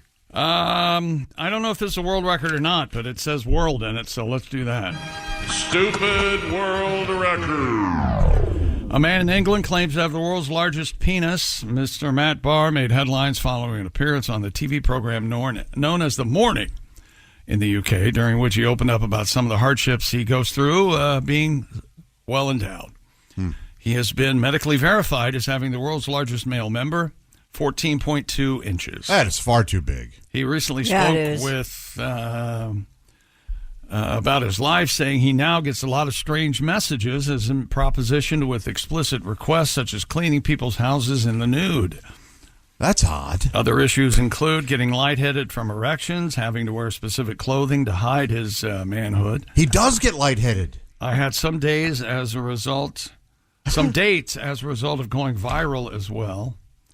He has an upcoming book, A Long Story, Life with One of the World's Largest Penises. It will be released next year. Sadly, it's going to be a short story. He said there was a guy who wanted to draw me in cartoon form as a giant and do all this giant sex stuff. Apparently that fetish is called macrophilia. Macrophilia. He has no plans to join OnlyFans, he says. And he's in his 40s. If I was 20 years younger, I would have. I'd be more focused on making sure my parents were all good. I'd be in the gym constantly, all these things. But that wasn't the case when I was growing up. So Gotcha. there you go. I kind of feel for this guy. I mean, that is too much. A lot of women aren't Too gonna, much. They don't want that. right? No. And he probably feels nothing. Oh, I can't imagine. Especially, he probably passes out every time he. He does get Yeah. lightheaded. Yeah, I said he gets lightheaded. Didn't the famous John C. Holmes, a.k.a. Johnny Wad, didn't he have difficulty because it was, I don't know, while flaccid so large maintaining that it would be... You mean maintaining an erection? Apparently, yeah. I would imagine. Well, I'm sure other things in his, I mean, he's imbibing. The drug drugs habit. didn't help, Okay. yeah. But yeah, I'm sure. It's got to be difficult. But would you go public if you had this?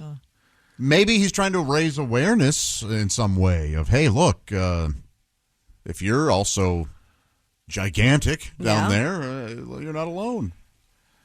Although apparently he is. I wonder how many people that affects. Giantism of the. Is there a specific name for that? But what's funny is they show him on the couch at a typical talk show with the attractive man and attractive woman kind of looking at him.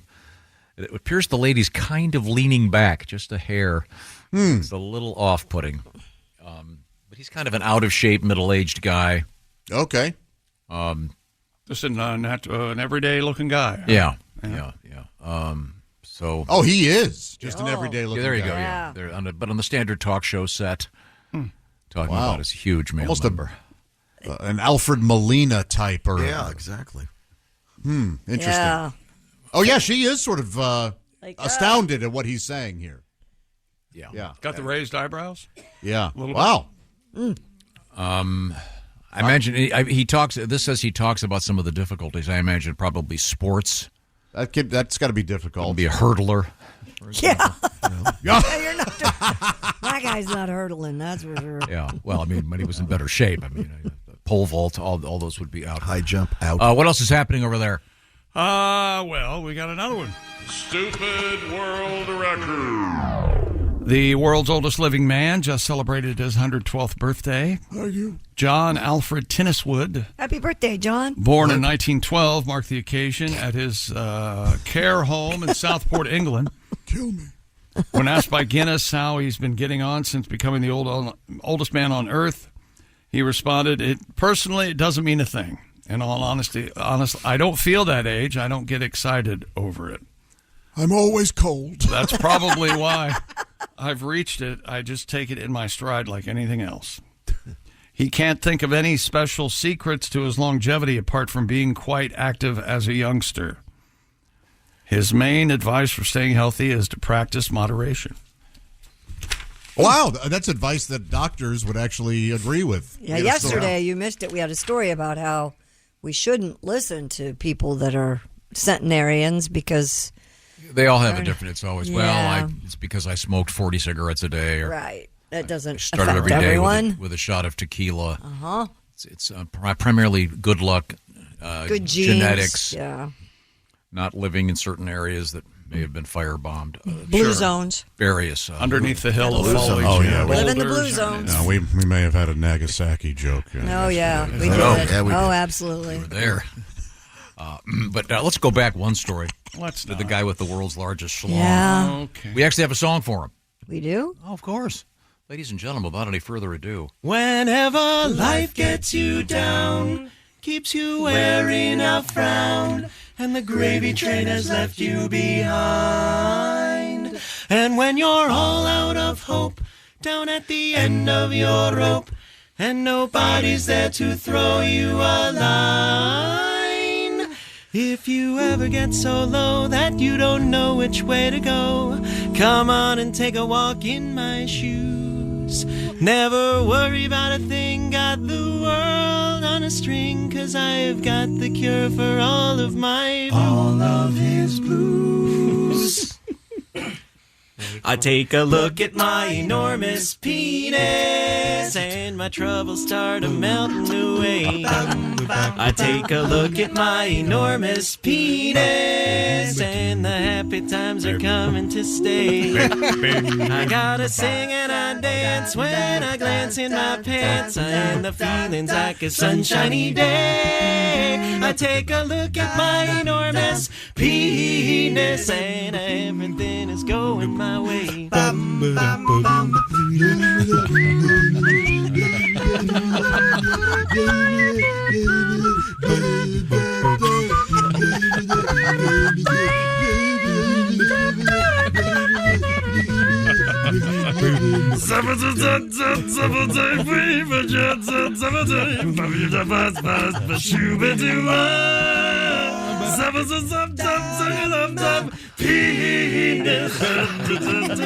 Sing along at home, why don't you? 2, 3. I take a look at my enormous penis. It's not that hard. And my troubles start melting away. Just Bob and Tom. I take a look at my enormous penis. And the happy times are coming to stay. Yeah, I got great big amounts in the place where it counts, and the feeling's like a sunshiny day. I take a look at my enormous penis, and everything is going my way. On Bob and Tom now. Everything is going my way. Hey, look at these goobers. Everything is going my way. Hey, Chihuahua. Everything is going my way.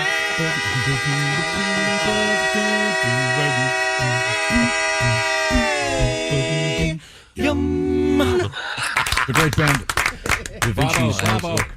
One of their classics. And Paul and Storm from Da Vinci's Notebook, still out there. Hitting it hard on the trail. Really? On the comedy trail with some great stuff. That's a terrific song. Wouldn't you love to see Straight No Chaser do that? Yeah. The great a cappella aggregation. It would be something. Oh, it'd be huge. Probably not part of their Christmas show. No, I wouldn't think so. Maybe a very special evening. Probably not of any part of any of their shows. Probably. I would think. Speculating. Stupid world. Another one? And now, sports for only Tom Griswold. All right. Because that's, I guess, one of the advantages of having your own radio show. Yeah, the whole show is for you. A man in Utah has achieved the Guinness World Record for the greatest vertical distance skiing downhill in 1 year. This is awesome. What? All right. So the amount of he skied, he added it all up together. Yeah. 63-year-old Thomas Hart, better known as The Fart Man? I was going to say that. Hart the fart.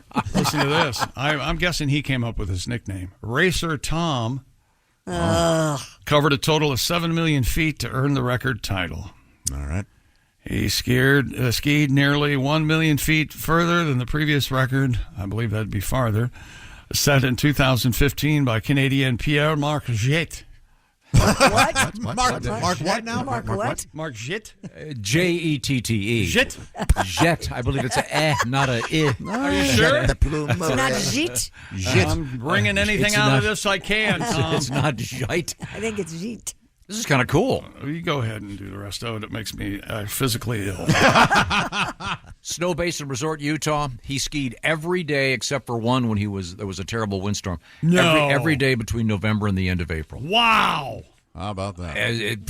From the moment the slopes opened until they closed. Did he have a job? Apparently not. He was a no trust way. fund idiot. Oh, he's just I a think nepo baby. Maybe he's retired at 63. I think he's retired. Yeah. I guess he only ran into Gwyneth Paltrow twice. Oh. Knocked her down. This is pretty cool. When you ski now at some places, it'll tell you every day at the end of the day. Yes, of course. Yeah, how far you've skied. Yes. Go on, Tom. Tell us, Tom. Yes. It tells you How each does person? it know? Wow, that's it. You You have to have an app. I Yes, bet. you have to have your app and means you have to have dial your in on your phone. of Once course. There you go. again. Here's my app right here. Yes. Yeah. Not do anything without your phone. I can't. I've got to have a password. I forgot the password. Your own password? I'm sure it's God. So we could look up how skiing far a-hole. how far you've skied so far. It could tell you every day Yeah. I've skied in the last decade. Amazing. How many vertical feet I did. Can you imagine someone at a party? Oh, hi, Tom. How are you? Hey, do you know I've skied 45 minutes and get miles this year? I would never share that Why, with anyone. hello, Boar. How are you? Oh, that's fascinating. I'm Exciting. going to go finger your wife in the That took a turn. First of all, Why this don't you go give me some more pizza rolls? Shut up. this poor guy, feeling her up or something. Mr. Jet. You call him Mr. Jet or whatever. I believe his name was Jit. Okay. Oh, he wasn't. Thomas Hart was the guy that did all the. Yes, heartbeat jit. What? Boy, that's a terrible band name. Hey, have you seen Heartbeat? It's really weird. Excretory. Yeah, it's kind of fun. No, it's not. It has no interest for anyone except you. You're the only one who's interested. I in actually this. sent this to 4 of my friends this morning. Oh, I'm sure you did. All of them are your ski Are buddies, you right? kidding me? Any replies? I sent it to Greg, who works here. I sent it to Dan, who works here, because they're both skiers. Oh, I didn't know Dan skied. Oh, yeah. Man, He's a maniac. Oh, really? Oh, yeah. Straight down, never turns. Guys, I'm surprised he's still alive. See, that's the way to ski. Oh, yeah. If you're nuts. No, if you're Yeah. crazy. No, you just stand there and go. Oh. That's what I do. Sent it to one of my doctors. Sure. Fine physician. Orthopedic surgeon. I He bet. is. As a matter of fact, he is. Many, Oh, he's just looking for clients. That's why he that's skis. exactly. Yeah, don't turn there, Tom. I need to do another surgery on your knee. I thought it was a fun story. I'm sure apparently no one else did. Nope. Not everybody gets to ski. I highly recommend it, even if you're an adult. Yeah, you Learn take out how a to do it. loan on your home. Buy the Get skis. $50,000 Sure. together. You could ski half a Let day. alone the boots. Yeah. I'm sure that he probably bought a season pass. That's the way it Oh, works I'm now. sure he did. Yeah, I mean, if he was paying lift tickets every day, this guy's got that's going to cost you. He probably lives there, too, so he probably gets a... Of course. Where's a good pack of wolves when you need one, huh? Yeah, right. Thundering out of the forest. Bear wake up from hibernation. Isn't that where wasn't that last year? Wasn't it in A bear, wasn't it? Was it in Utah where the person was filming their kid skiing or something, and a bear comes flying across. It's a good start, I can tell you that. You wouldn't turn after you saw that, right? Head downhill. There's a bear coming after you. Yes. Now... when are you going skiing next? You have a ski trip planned? I'm actually booking it the next couple of days. Is that right? Yeah, the place I go, they remind you about every 24 hours this time of year to buy your pass. Well, that's good. I do love that you go and do it, and you love it. And, yes, I love it that you go. You took a Friday off even. I'm proud of you for still skiing. That's really great. Exciting, yeah. Yeah, we just don't like hearing about these guys. It's a fantastic world record. 7 million miles. I'll see That's a lot of miles on a ski sled. What's it going to cost you guys to not get me this guy on the phone? You can make a lot of money this way. You know blackmail. what? I can't wait till you're talking to him on the phone. Because we got this. I would like to hear that. We got the swimmer on the phone. That was a big nothing. Jim Dwyer? That was great. a big fat zero burger. Yeah. The guy swimming across Lake Michigan. How cool is that? Well, he's a nice guy. He's a very nice guy. But, this guy's probably a cool guy. I wonder if he listens to. He's just like music any other listener.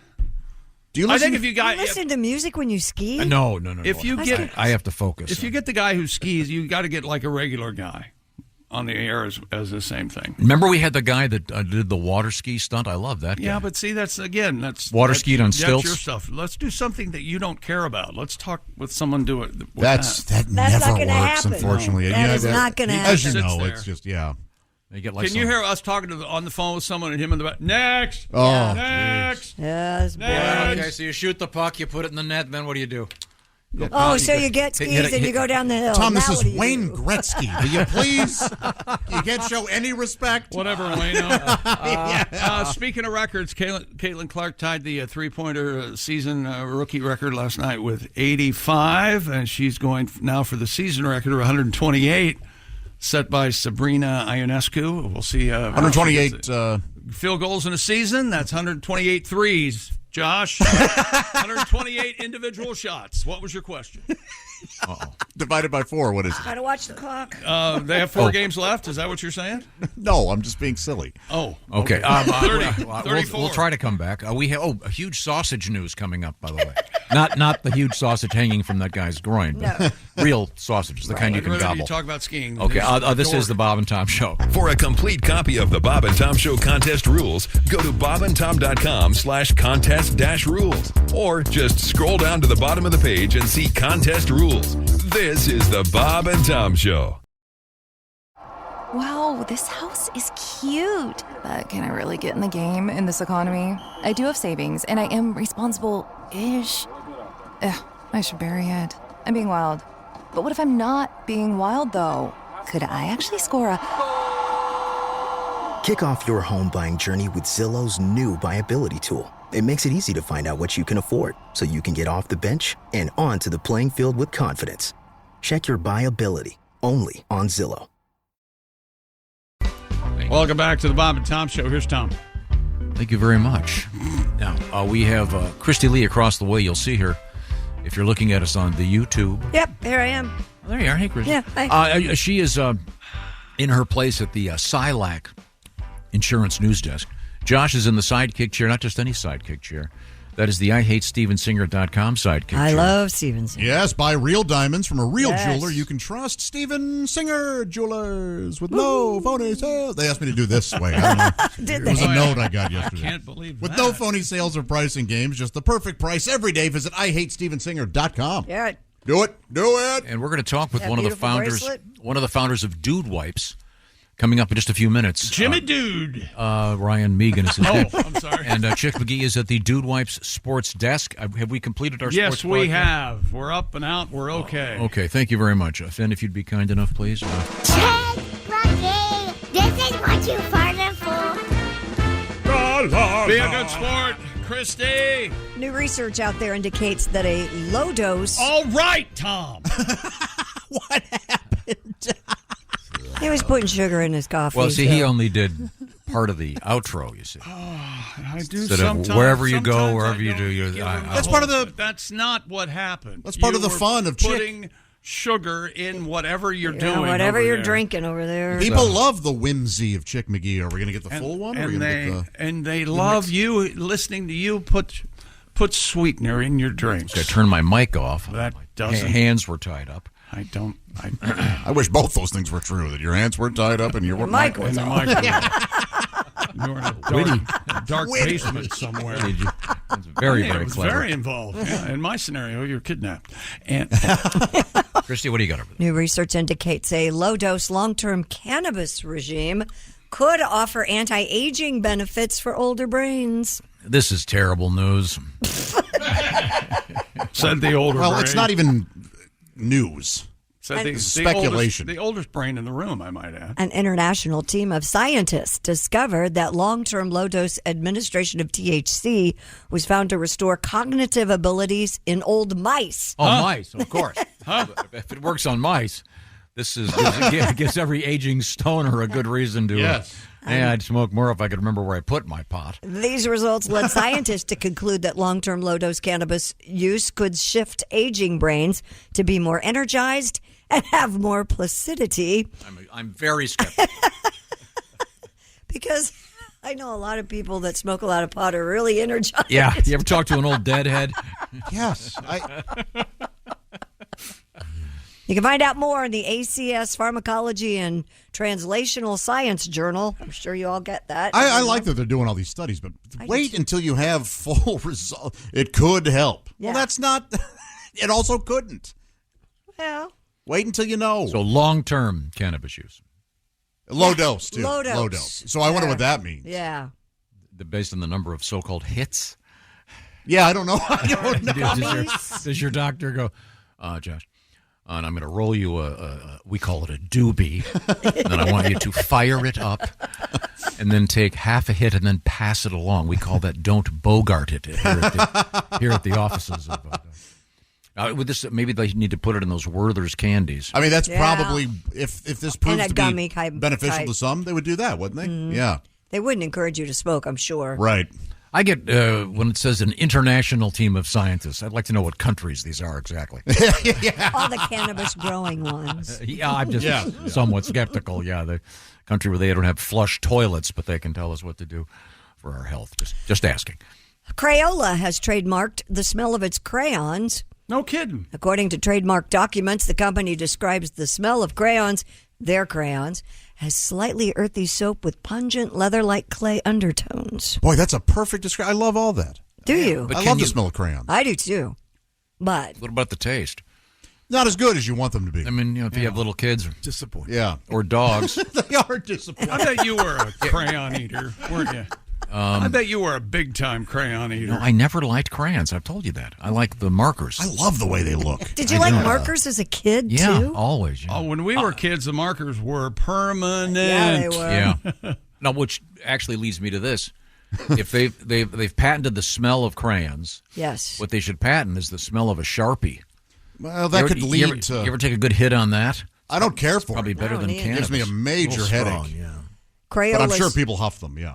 Oh. And then when you do it, you put the cap. You puss in what? You put the cap. Sweet, in sweet your, what? Put the cap in your ass. Oh, okay. Yeah, that's where that phrase comes from. I'll put a cap in your ass? Yeah, from hip hop. It's That from doesn't. Yeah. What? Oh, you might Oh, yeah, know all those something hip hop there. artists, they sign stuff all the time. Crayolas I didn't know. Just one chief second. executive. You need to talk to a patent attorney. You can patent a smell? Yeah. How? You fill out documents and apply for it. I wonder if there are any patented smells. And Other than how that. the hell that. Yeah, I mean, really?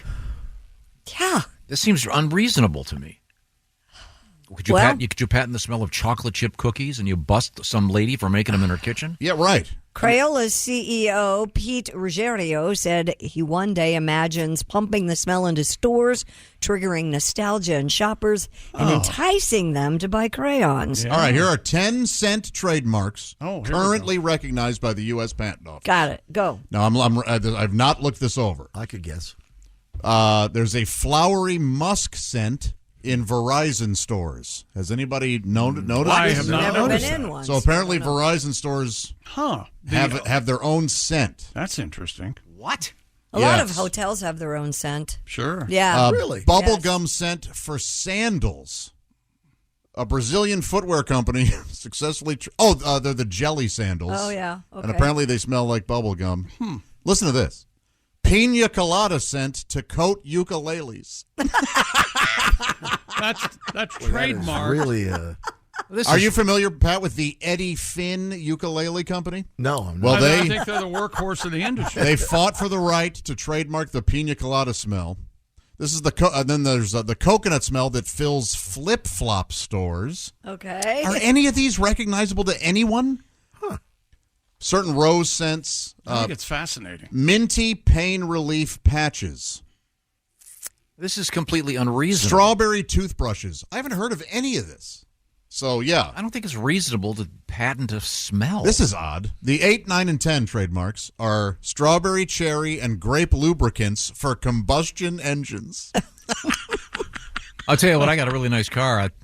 Yeah, would it smell like cherry? Yeah. Maybe that's where. that term comes from? Oh, yeah, cherry. Sure. It's got 700 horsepower, but it doesn't smell like a grape. I got to get a new car.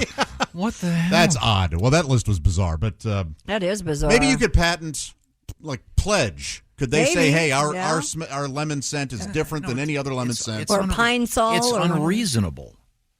It is. Crayola first applied for the trademark in 2018 and was initially turned down less than a year later, but won its bid on appeal.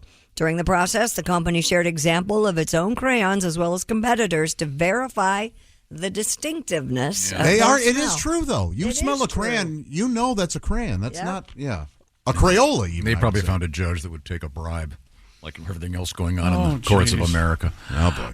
Tom's got something to say. You can appoint a fascist as a judge. Now, it's time for us to move on. Coming up, Dude Wipes. We're going to talk to the dude from Dude Wipes, one of the founders, Ryan Meegan, next. This is the Bob and Tom Show. Thanks for listening to the Bob and Tom Show this morning. The show is also out there for you on our YouTube channel. Watch and subscribe. Every cup of Nespresso coffee is an invitation to transform your morning routine into a ritual you can treasure each and every day. Using the Virtuo Pop, a simple touch of the button freshly brews bold aromas and a rich, velvety crema layer for delicious cafe-quality coffee at home. Whether you enjoy your coffee hot or over ice, every sip, every morning is unforgettable. Nothing tastes like Nespresso coffee. Visit Nespresso.com or our app to explore our full range of easy-to-use machines and coffees not found anywhere else. Hey, welcome back to the Bob and Tom Show. Christy Lee at the Silac Insurance News Desk. Hello, Chick. There's Pat Godwin. Hey, Chick. There's Josh Arnold. Hi. The I Hate Steven Singer sidekick chair. There's Ace Cosby. Hey. I'm Chick McGee, and here's Tom Griswold. And Chick is sitting at the Dude Wipes sports desk. There we go. Speaking of Dude Wipes, we are joined by Ryan Meegan, one of the head Dude Wipes dudes. Head honcho. What can I say? Hey, Ryan, how are you, sir?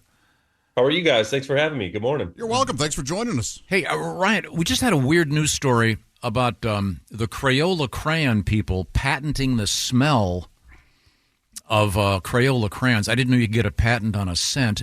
At Dude Wipes, you guys are famous for your scents. I assume that the Crayola people wouldn't want to license that to you. You never know. We could check with them. We've entered much of the world. The coffee drinking world has entered pumpkin spice season. We have just entered in the Dude Wipes world Dumpkin spice season. Oh, yeah. I have to try that. Spice smelling Dude Wipes. So that is now available for the fall season. Very excited about that. That is hilarious. Dumpkin spice. It has taken over. What other scents are you considering, or have you already activated? Activated currently, that's going really well, is Mint Chill. That's been great. Around for a while. It's made with eucalyptus and tea tree oils, so it gives kind of a cooling sensation. I like to say a little tingle. We also have Shea Butter Smooth, which is very popular. Herbal Relief. And those are kind of our main ones right now. And then obviously the catalyst of our brand, Fragrance Free, as well. We're talking, of course, about Dude Wipes. And Ryan, go ahead. Have there been any meetings where somebody has suggested a scent and you all went, no, we're not doing that. We can't. In in the fall in this or excuse me in the this upcoming holiday season, this is not a joke, we have a Dingle Bells coming out. And that's I think where we're going to draw the line there. Someone mentioned a hot dog smelling wipe for 4th of July next year, and we were kind of like, let's not get too cute out there. No, but if you could get a barbecue scent, that might be something. Okay. Some sort of mesquite. For sure. Yeah, I mean, the world of scents has gotten so odd. I'm sure you read about the famous candle, the "It Smells Like My Vagina" candle from the Goop people. Very, very odd. Very, very odd. Sure. I just want to do a little thing that our guest Ryan Meegan from Dude Wipes is probably not aware of. Josh is a big fan when he goes fishing because he uses the Dude Wipes head to toe for a quick cleanup. Yeah, they're perfect for that. Refreshing. I use the mint chill, and it's just if I'm fishing all through the morning, and then we decide to go somewhere for lunch, I can just use those, and I feel okay in the restaurant. Absolutely. Yeah, I mean, we market them as 99% as butt wipes, but they do obviously work for other occasions as well. So, and speaking of outdoors, we just launched our camo pack, a partnership with Realtree. So those are available, long overdue. We have a huge following in the outdoors, so you'll have to pick that one up. Wow. Yes, do you mind doing a quick version of the origin story? You've probably told it a million times, but just the quick showing up on Shark Tank, et cetera. Yeah, for sure. Back in 2012, me and my two partners, Sean and Jeff, were living together in an apartment in Chicago, working normal 9-to-5s. Then incorporated, seemingly out of nowhere, baby wipes into our bathroom routine. Started buying bulk packs of baby wipes from Sam's Club, and just got addicted to the routine. It's a cleaner feeling. We say Dude Wipes gets the crap toilet paper leaves behind. People think toilet paper is doing a sufficient job. It really isn't. Leaves you not as clean as you should be, not feeling as fresh as you should be, and irritated a lot of times. So flushable wipes is where it's at, and we caught on to that in 2012. And at the time, there was only stuff out there for women and babies. So we kind of had an aha moment that if we put a funny, blunt, masculine spin and brand around these flushable wipes, we probably weren't the only guys doing this. And then the even bigger opportunity would be to convince other guys and women and people of all walks of life, that this was a better, cleaner, fresher routine than using just toilet paper alone. So scraped together some money in 2012, popped onto Amazon, started building Amazon while we chased brick and mortar retail.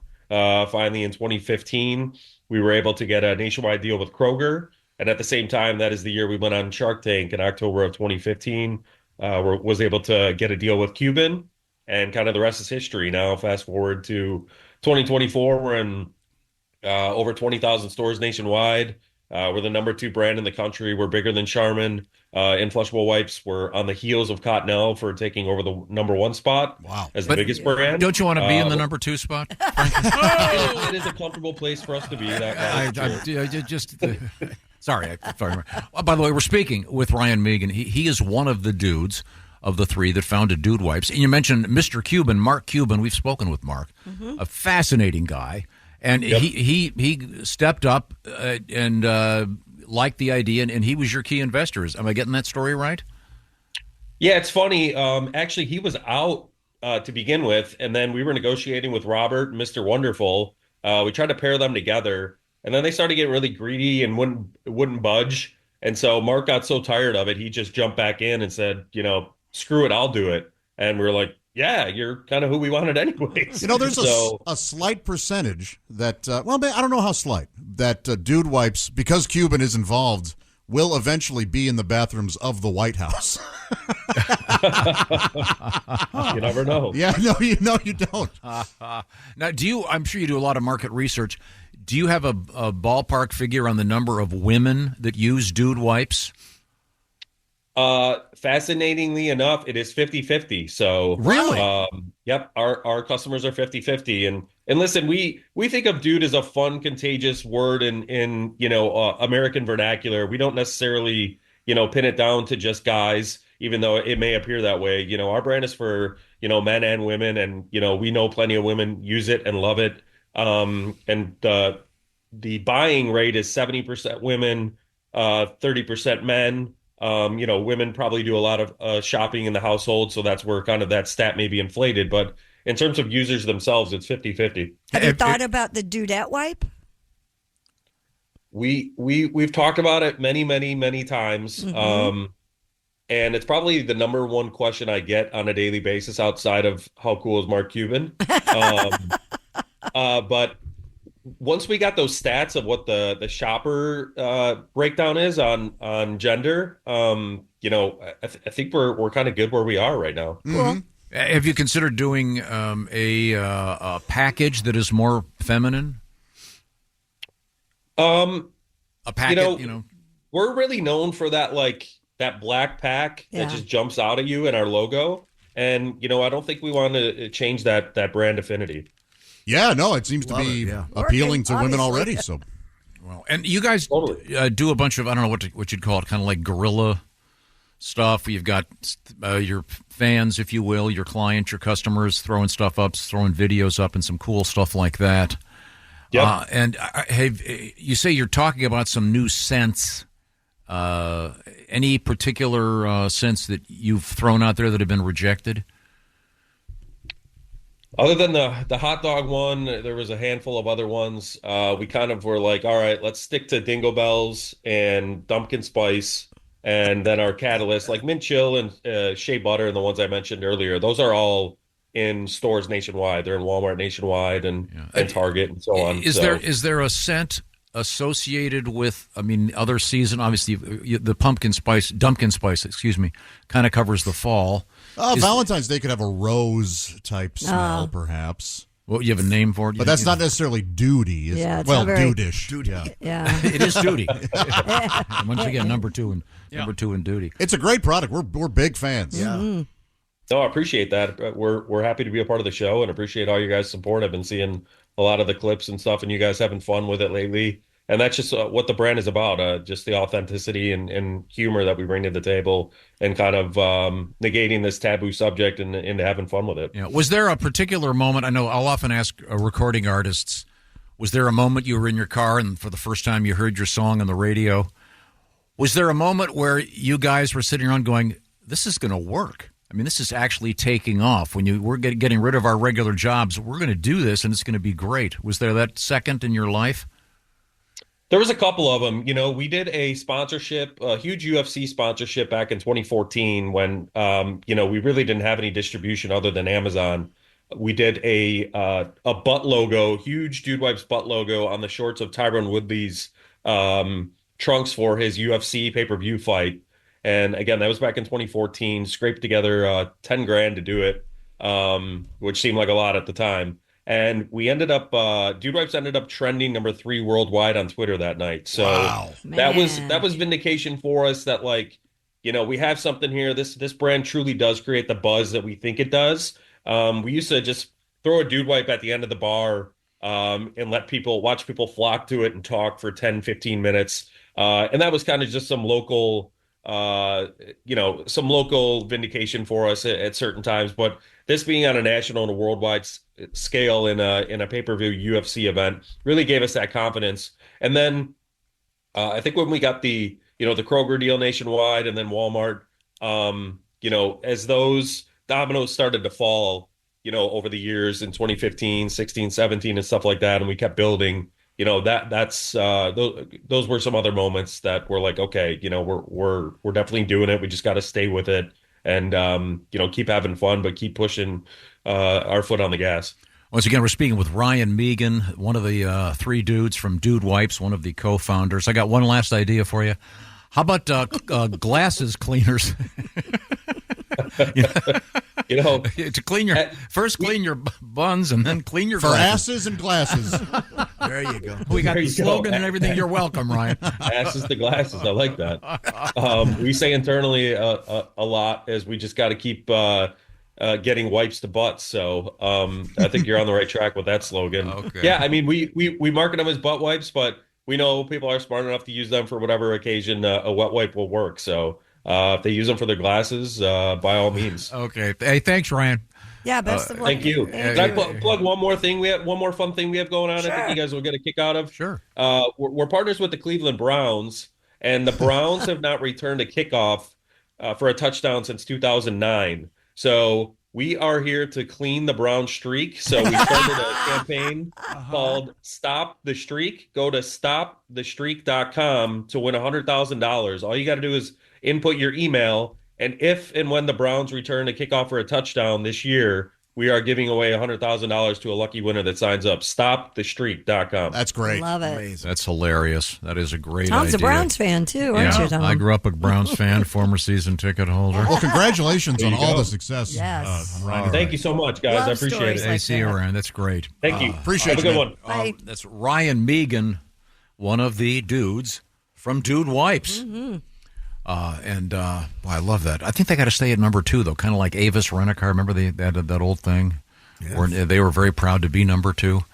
And we try harder. Oh, yeah, that's right. An old slogan. Right now, it's time for us to leave the Dude Wipes sports desk and head over to the Simply Safe security desk. That's right. For over 10 years now, Simply Safe has protected my compound with the level of security and customer care. It's incredible. I sleep better every night knowing Simply Safe's 24/7 monitoring agents are standing by to protect me. And if somebody does try to break in, they send emergency help when I need it most. They have exclusive LiveGuard protection at Simply Safe. Agents can act within 5 seconds of receiving your alarm and can even see and speak to intruders inside your home, warning them police are on their way. I want you to have the same peace of mind that I and so many of our listeners experience. Simply Safe is offering Bob and Tom listeners a deal, 20% off a system. Just visit simplysafetom.com. Protect your home this summer. 20% off any new Simply Safe system when you sign up for Fast Protect monitoring. Just visit simplysafetom.com. That's simplysafetom.com. Remember, there's no safe like Simply Safe. Coming up, sausage, grape nuts, a bubble man, and an eagle that's too fat to fly. This is the Bob and Tom Show. This is a message from sponsor Intuit TurboTax. Taxes was getting frustrated by your forms. Now, Taxes is uploading your forms with a snap, and a TurboTax expert will do your taxes for you. One who's backed by the latest tech, which cross-checks millions of data points for absolute accuracy, all of which makes it easy for you to get the most money back, guaranteed. Get an expert now at TurboTax.com. Only available with TurboTax Live Full Service. See guaranteed details at TurboTax.com/guarantees. Hey, welcome back to the Bob and Tom Show. Hello. Thanks again to Ryan from Dude Wipes for talking with us. What a guy. Cool guy. Good man. Refreshing with Dude. If you've never tried Dude Wipes, it's like a shower in the middle of the day. And they really are number 2 in the business of wipes. Kind of interesting. And he did mention they have the new camo wipes hitting the market. Mm-hmm. Also, he mentioned the Dumpkin Spice scented Dude Wipes. For fall, yeah. Pat, we should have had you sing your famous Pumpkin Spice song. I have a Dumpkin Spice song, actually. Oh, you do? Well, of course. Pumpkin spice, yeah. Pumpkin spice, put it in your Metamucil, make your dookie smell nice. If you want your butt all clean and to smell like Halloween, they make wipes that smell like pumpkin spice. They call it Dumpkin Spice, yeah, Dumpkin Spice. I guess Poopkin Spice was too much and didn't sound nice. For you freaks who want a plumpkin, try it with a splash of pumpkin and then use a little Dumpkin Spice. Yeah. That's beautiful, Pat. Thank you very much. I wondered if they would put out a wipe called It Smells Like My Butt. This wipe smells like my butt.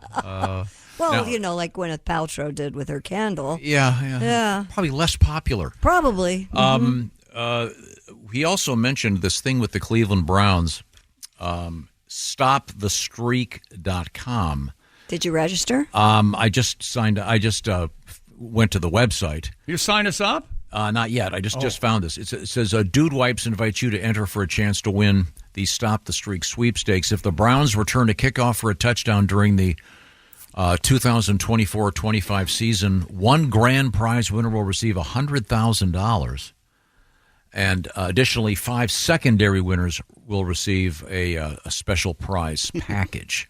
So there you go. You can go to the Cleveland Browns website or just go to stopthestreak.com. It could happen with the new kickoff rules. Is it easier to return a touchdown? Well, than to return a kickoff now? I think it's going to increase the number certainly. Oh, but, okay. we don't. I don't know. It's hard to say easier or harder or what it would be. It'll be interesting to see. But yeah, if you We'll want see. to enter, sounds like fun. From Easy to do. From Dude Wipes, and go Browns. And then who knows who will be playing quarterback? It gets very murky. What team has had the most quarterbacks in the last decade? It's either the Browns or Washington or one of those teams. Wow.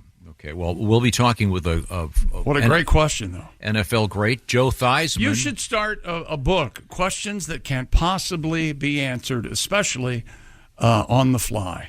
That would be. No, I suppose. Yeah. How many coaches have the Browns had? Many. Many. All right. That's not an answer, but okay. Thanks for trying. Okay. Christy Lee is over there. I can see her from here. She is at the Silac Insurance. This is from News Desk. Brian. I just want to tell your guest, Ryan at Dude Wipes, they are a big hit in the Army. Yes, they do wonderful stuff with the I've troops. been in 18 years, and I've used them in the field from the first time I saw them on the shelf. Great for the most personal, 120-degree porta potty and wiping yourself down at the end of the day. Used by both men and women. Nice. That's from Brian. On their website, you can go to their Wipe the Troops section and find out about the stuff they do there. Cool. Yeah. It's hot. It's humid. It's Labor Day weekend, the last blast of summer for some, and I think of ice cream, don't you? Some of the unusual ice cream flavors out there, ranch, mac and cheese, have been making headlines in recent years. But one regional delicacy has stood the test of time. According to Gastro Obscura, Grape Nuts ice cream predates more than 100 years. The Postum cereal company began selling grape nuts in 1897. Post used to be Postum? Yeah. Huh. Touting the cereal as a quick, fiber-rich breakfast option that also served as a gentle laxative. Grape nuts were then marketed as a superfood, and boxes came with a booklet entitled The Road to Wellville. As early as 1916, a recipe for grape nuts ice cream, which simply suggests adding the cereal to vanilla ice cream, so it's not like it's like a topping, if you will. Grape nuts ice cream has been mysteriously endured as a favored flavor Thank you. in New England, Nova Thank you. Scotia, and Did you Jamaica. hear what she said? Mysteriously endured. Why is it popular? It's the worst food that you can disagree. Absolutely try to eat. I love grape nuts. I love it. I put it in my yogurt. I love it. I like them too, but I totally get the criticism. I mean, It's like eating gravel. If you filled a bowl with grape nuts, that's an impossible task. Oh yeah, they only say you should use a quarter cup. or something. Yeah, barely. It's very small. And then Grape Nuts decided to do a little marketing thing in the winter. They were like, make a bowl of grape nuts and put it in the microwave. Yeah. That is so good. It's like a nice bowl of oatmeal kind of, but it's so flavorful. I love it. And then it's great in ice cream. It is. I have never done that. And then you take bran flakes and use those as like sprinkles. Really? Get that full laxative effect. Yeah. And of course, and who doesn't want ice cream with health benefits, by the way? Well, you say that, but I saw this really great recipe for olive oil and maple syrup. It's like and a little bit of sea salt, and it creates a topping for your ice cream. It's like half and half, like quarter cup maple syrup, quarter cup olive oil. Ugh. It's unbelievable. It tastes like caramel. It's wonderful. Wow. What is it again? Who knew? Maple syrup and olive oil with a little bit of sea salt. Trust me. On top of your ice cream. Yeah, like a topping, for Yeah. Sunday. Yeah, ice cream's pretty good on its own. It really is. Doesn't need that much modification. All right. And but yeah, I do like grape nuts, and there are places where they have the grape nuts already in the ice cream. Wow. So, but it's fairly regional. Yeah. East Coast, you said? Yeah, it's primarily served in Idiotville. Idiotville? It's, New England. New England, small town in Nova Scotia. Rhode Island. And then Idiotville, Rhode Jamaica. Island. Ah. Oh, and the Space Coast, because did you know that the original space shuttle, the tiles were glued on by taking grape nuts and not rinsing the bowl out? Take a chisel. Get them on. I'm a big fan. They're tasty. I've Yeah, got they are. boxes of grape nuts in our green room. Now I think I'm going to have to go have some and some yogurt. Ugh. Crunchy. Experts. Just go out and lick the road. Whatever is on your tongue, try to chew that, and that's the great say good morning taste of grape nuts. It's like a Jaeger bomb for a librarian. Hey, man, you got some grape nuts? What? What? That's how, like hipsters, like librarians. Did you ever want to be a librarian? Did you ever want to be a librarian? No, I've taken a look at Hitman. I like the way but not librarian. Josh reminded me of that. I always want to be a librarian. You sit around all day reading. I say there's no time like the present time. Work in a bookstore. You don't have working in a bookstore is one thing. Being a librarian is different. Yeah, you wouldn't have to interact with anybody. You'd be away from the public. Ask for questions. You go, we don't have that book here. Go away, and then just sit there and read all day. It'd be great. A lot of librarians do seem sort of surly. There you go. Well, you aren't allowed to speak in a library. How the heck would you survive? No wonder. Yeah, you just want to be a professional shusher. You could not do the that. librarian gets to talk. Oh, see? I see. That's it. Of course, this makes perfect sense. This is the perfect place. Yes. The librarian gets to talk. But he's the only one. He gets to shut everybody else up. Everybody else has to listen. Then you go, I got a break coming up. You know what I'm going to do? Yogurt and grape nuts. We should start this. We should. Tom Griswold's. What would he do had he not found radio? I bet you like microfiche, don't you? you like scrolling the. Oh, remember that? And the printer machine. Yeah. The printer machine. Could go down there to read old newspapers on that big. Yeah, they remember that? The projector. Yeah, the projector thing. And corn cob. The reader reproducer, where it would print out some facsimile. Remember the horse and buggy? Remember that? Yeah, that was something. Times were different. Experts. I do remember when newspapers were draped on those long shower curtains, those wooden shower curtain things. You have to roll it to read it. That was a better time, right, Tom? God, what did they do with all those things? Darn right. all those sticks, those curtain rods somewhere. If you don't know what we're talking about, they would take a newspaper and sort of skewer it onto this big stick and hang it on these racks. Shishka paper. Yeah, shishka paper. Very good, Pat. Experts say an increase in the demand for sausage may be a red flag for our economy. Comments from food manufacturers included in the Dallas Federal Reserve's Outlook survey noted, quote, as the economy weakens, we are seeing modest growth in the sales of dinner sausage. This category tends to grow when the economy weakens, as sausage is a good protein substitute for higher priced protein. That's interesting, yeah. Huh. The sausage index. Yeah. Wow. I'm a huge fan of dinners, of sausage at dinner, because I love breakfast. In fact, I think tonight we're doing breakfast for dinner. So you're talking about breakfast sausage at dinner. Interesting. But what about your Hillshire Farms? Yeah, like Italian sausage? That's good stuff. No, that'd be fine. Yeah, your smoked sausage. Oh, I love so they're saying that sausage. sausage is Kielbasa. cheaper than other protein sources. So. Yeah. Okay. All right. Interesting. Wow, that's an odd index. Chick, are you a breakfast sausage? Are you a patty or a link guy, or do you change? I like both, but given a choice, I'd have patties. Okay, yeah.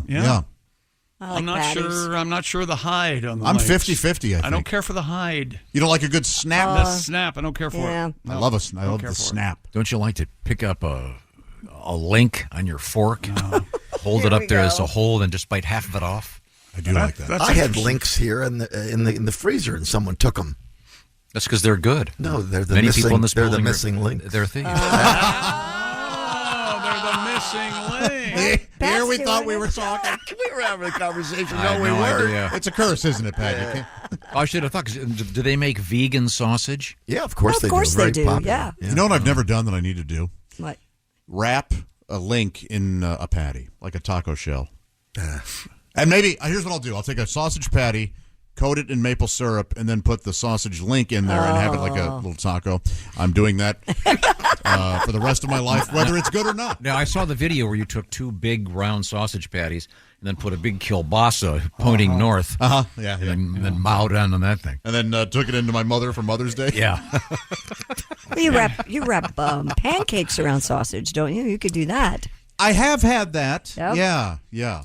That's pretty good. So if you're doing breakfast for dinner, what does that consist of? Kind of what you just said. Pancakes, and you can kind of roll them up in... And sausages? Yeah, sausage, you bacon, get to eat real eggs. sausage at your place? Of course. Oh, okay. I didn't know. I'm not the vegan. Pat is. Oh. Don't you have the grass-fed sausage? I'm sure we had the cow's permission to slaughter them, and yeah, of course, yeah. So the girls like sausage. Oh yeah, I do too. Who doesn't? Yeah. And scrambled eggs. Mm-hmm. Do they know that they've made the connection between sausage and pigs yet? Because pigs are adorable. Yeah, I don't know. Let's not push that. Yeah. It's hard enough getting through the day without having to deal with that kind of thing. Boy. Hey, Chick-fil-A in the news. They're reportedly planning to launch their own video streaming platform. According to the website Deadline, the fast food chain has been working with a number of major production companies to create family-friendly shows, particularly programs that are unscripted. Will they be on the air on Sundays? It also is in talks to license and acquire content. Oh. Because they're closed on Sunday. I get it. Unnamed sources told the site that the company intends to launch the streaming service later this year. Chick-fil-A. That's interesting. Yeah, Chick-fil-A. Okay. Huh. Do you think it'd be Christian-based? Yeah, it's probably faith-based, but and Right. good family programming. Right. They won't have the NFL Sunday ticket. No, they won't. Remember the Chick-fil-A's closed in Atlanta? Don't they have one in where the Falcons play? And it's closed on Sunday. It's closed on Sunday. Even though it's in the stadium. Wow. Okay. Well, that'll be interesting. I like a company that stands by its principles. Yeah. I like their food. I wish they were open on Sunday. I mean, there is that thing where I crave it more on Sundays because they're not open. You always want what you can't have, Josh. Trying to get a haircut on a Monday. What do you got coming up, Christy Lee? Coming up, we have a bald eagle too fat to fly. We have Hey, Baldy. Hey, fatty. another naked woman in the news. We have dolphins in the news, and dating apps all coming up. And the dolphin story is something that Chick and I can attest to because we have done the unfortunate thing of swimming with dolphins. Very cool. You slaughtered a dolphin, didn't you? Oh, my God. Isn't there footage that you've been asking us to hide of you slaughtering a dolphin? Yeah, the dolphin sausage thing. Yeah, of course. I gave the dolphin a chance. Yes. Yeah. Weren't fenced in. Right now, let's talk about our buddy Steven Singer because we were talking about football a few minutes ago. Coming up on this show, it's going to be pick'em time again. Every week, a very special prize package from Steven Singer Jewelers. He's the I Hate Steven Singer guy. Everybody else in that business can't stand him because he's got the great quality diamonds, real natural, earth-born, rare diamonds from a real jeweler you can trust.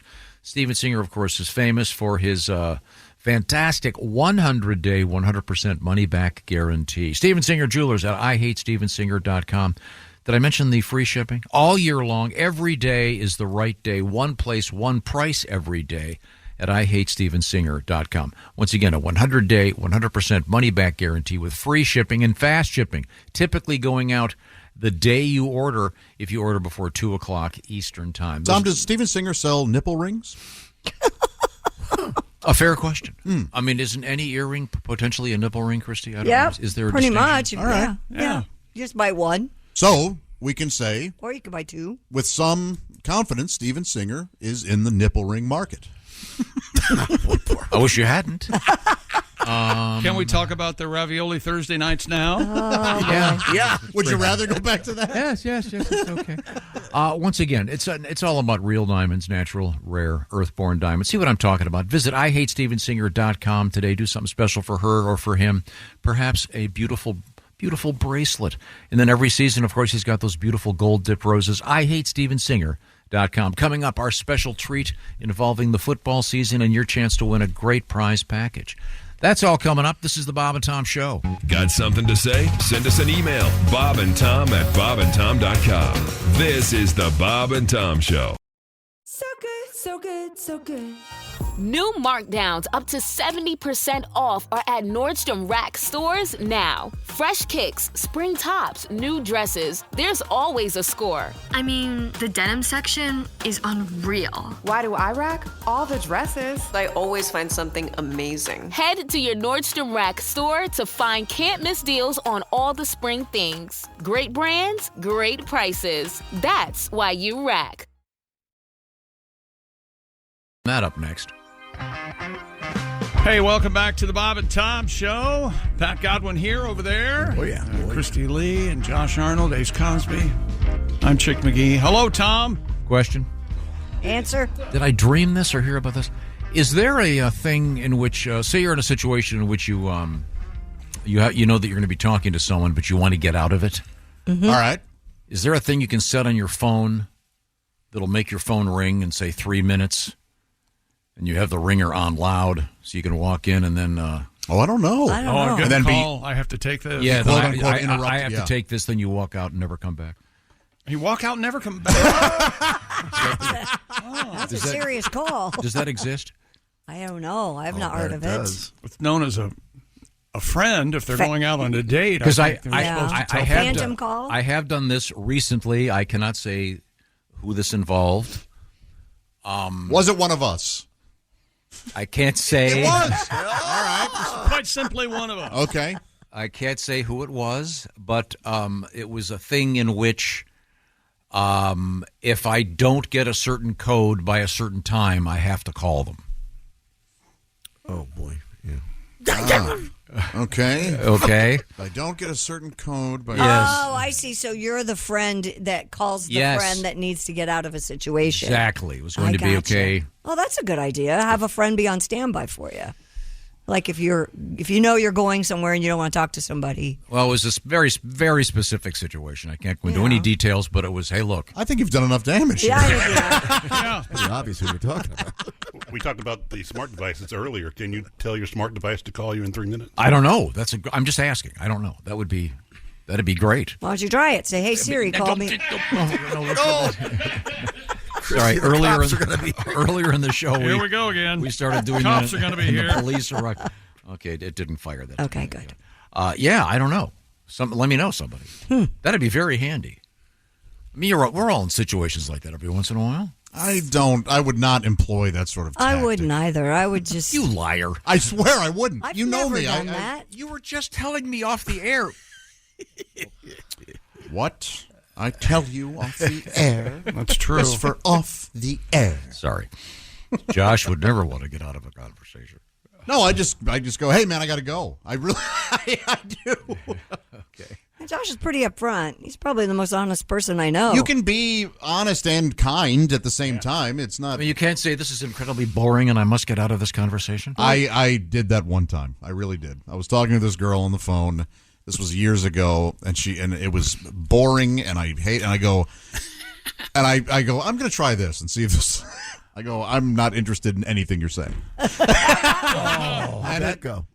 Not great. Her feelings were really hurt. I've done a variation on that. Just say, can you get to the point?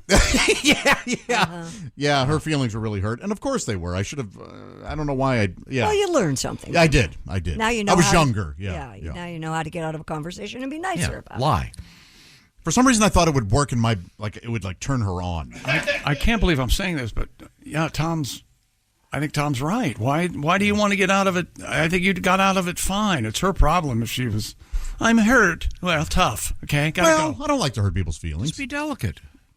Just go, hey, look, I really have to go do something. No, in that case, I could have. I was experimenting. I was trying something. Are you were trying to be responsible nice. for I her mean, feelings? honest.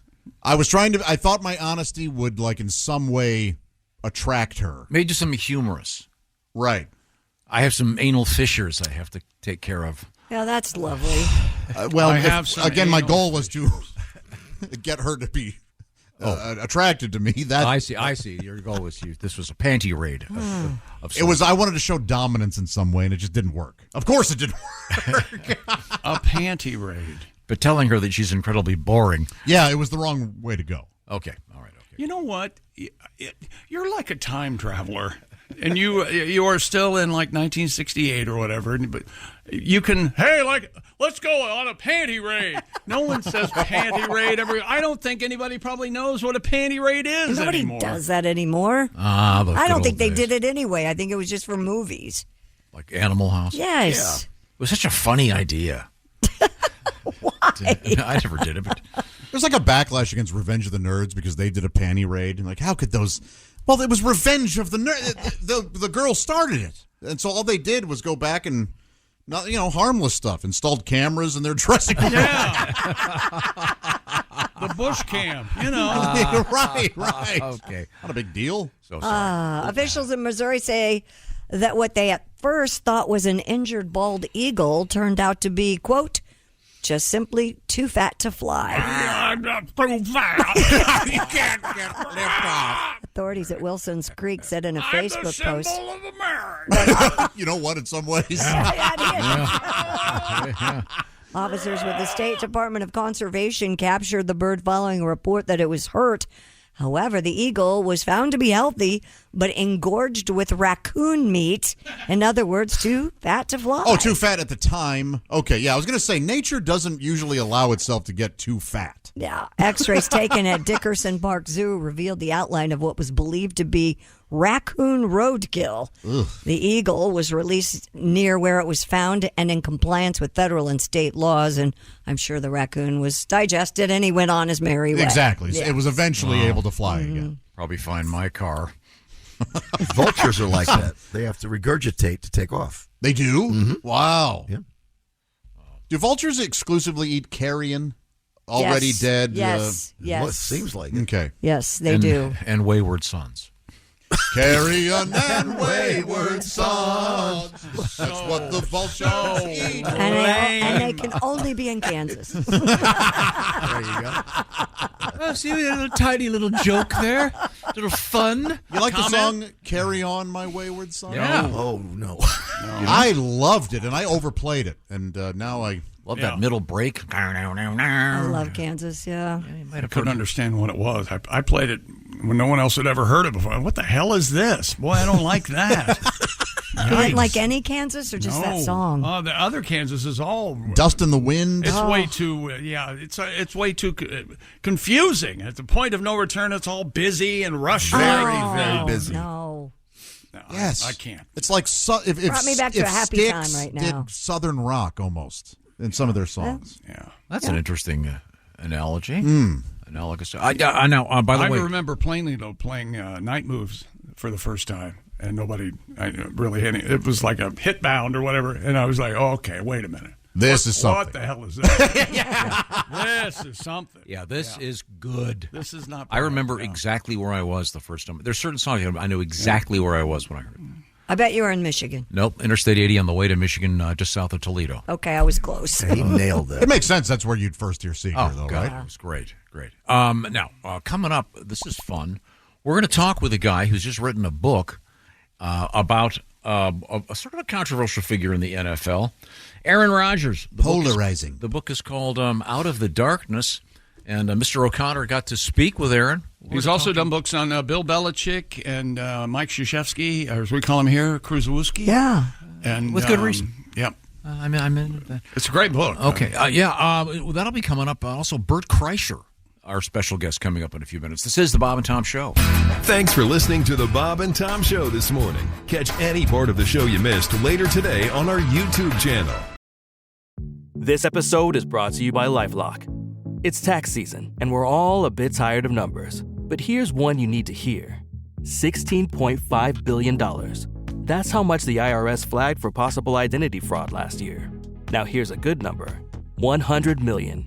That's how many data points LifeLock monitors every second. If your identity is stolen, they'll fix it. Guaranteed. Save up to 40% your first year at LifeLock.com/podcast. Terms apply. Hey, welcome back to the Bob and Tom Show. Christy Lee at the Silac News Desk. Hi. There's Pat Godwin. Hey, chick. Might get a song this time. Whatever you want. That'd be exciting. That'd be very exciting. There's Josh Arnold. Chickster. There's Ace Cosby. Howdy. I'm Chick McGee. Here's Tom Griswold. Hello, Tom. Time now to check in with our guest. I think there he is. There he is. Oh, it's good to see a handsome face, and not just of Aaron Rodgers, but of Ian O'Connor, who has written the book Out of the Darkness: The Mystery of Aaron Rodgers. What a fascinating topic! How much time did you get to speak with Aaron? Actually, Tom, I handed in the book without speaking to him at first. I had interviewed 250 people close to him, but he had not responded to many requests to do a sit down with me. And then all of a sudden, 2 weeks after I handed it in, I got a message from the New York Jets saying Aaron is now willing to see you at his home in Malibu. So that was an interesting trip to Malibu. I spent a couple of hours fact checking with him on the Pacific Ocean, which is his backyard, a very nice backyard. And he was very candid and thoughtful and engaging and willing to discuss sensitive subjects. So he definitely made it a better book, and I very much appreciated that. Well, that's great. Overall impression, nice guy, misunderstood guy, you say mysterious? Well, a little bit of everything, Tom. He was really a few years ago, his life changed with COVID, and then he sort of became, with his misleading answer on his status, and he became a villain in the NFL in large part because of that. But before that, he was praised as one of the good guys in the NFL, very socially aware athlete. And so things have changed for him in the last few years. I do think if he could win a championship in New York for the New York Jets, who haven't been to the Super Bowl since January of 1969, in sports, victory does sometimes equal virtue. It probably shouldn't be that way, but that's just the way it is. If he does win the big one in New York for the Jets, that's going to change everything about his legacy, really, as a player and as a person in sports. One of the interesting things about sports talk radio, particularly the national shows, the ones that emerge out of New York, they tend to be all Jets all the time. So moving to New York as someone who plays sports, these guys are constantly under the microscope. So they get more publicity than anybody else in sports. Do you know if Aaron Rodgers pays any attention to that? Does he read it? Does he hear it? Does he ignore it?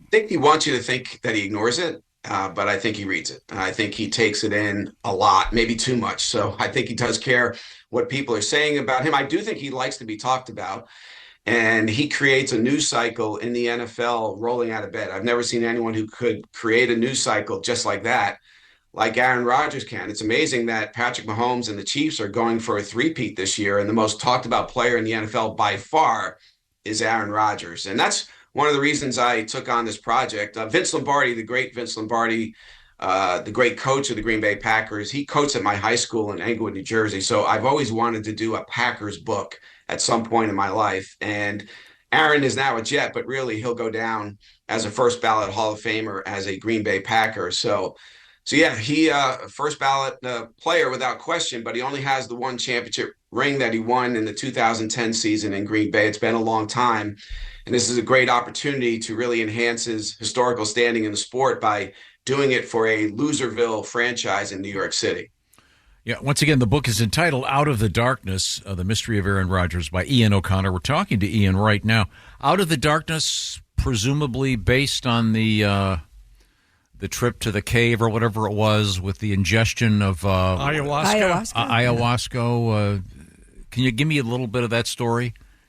Yeah, the darkest retreat was in the wilderness of southern Oregon. He was in a cave basically for 4 days. After 2 days, he admitted he had pretty much had enough of the peace and serenity of the complete darkness and wanted to get out of there. The ayahuasca ceremony is very important to him in his life. His good friend Jordan Russell went to Peru and sat for a ceremony in 2019, came back to California and said, Aaron, you have to try this. So Aaron was dating Danica Patrick at the time.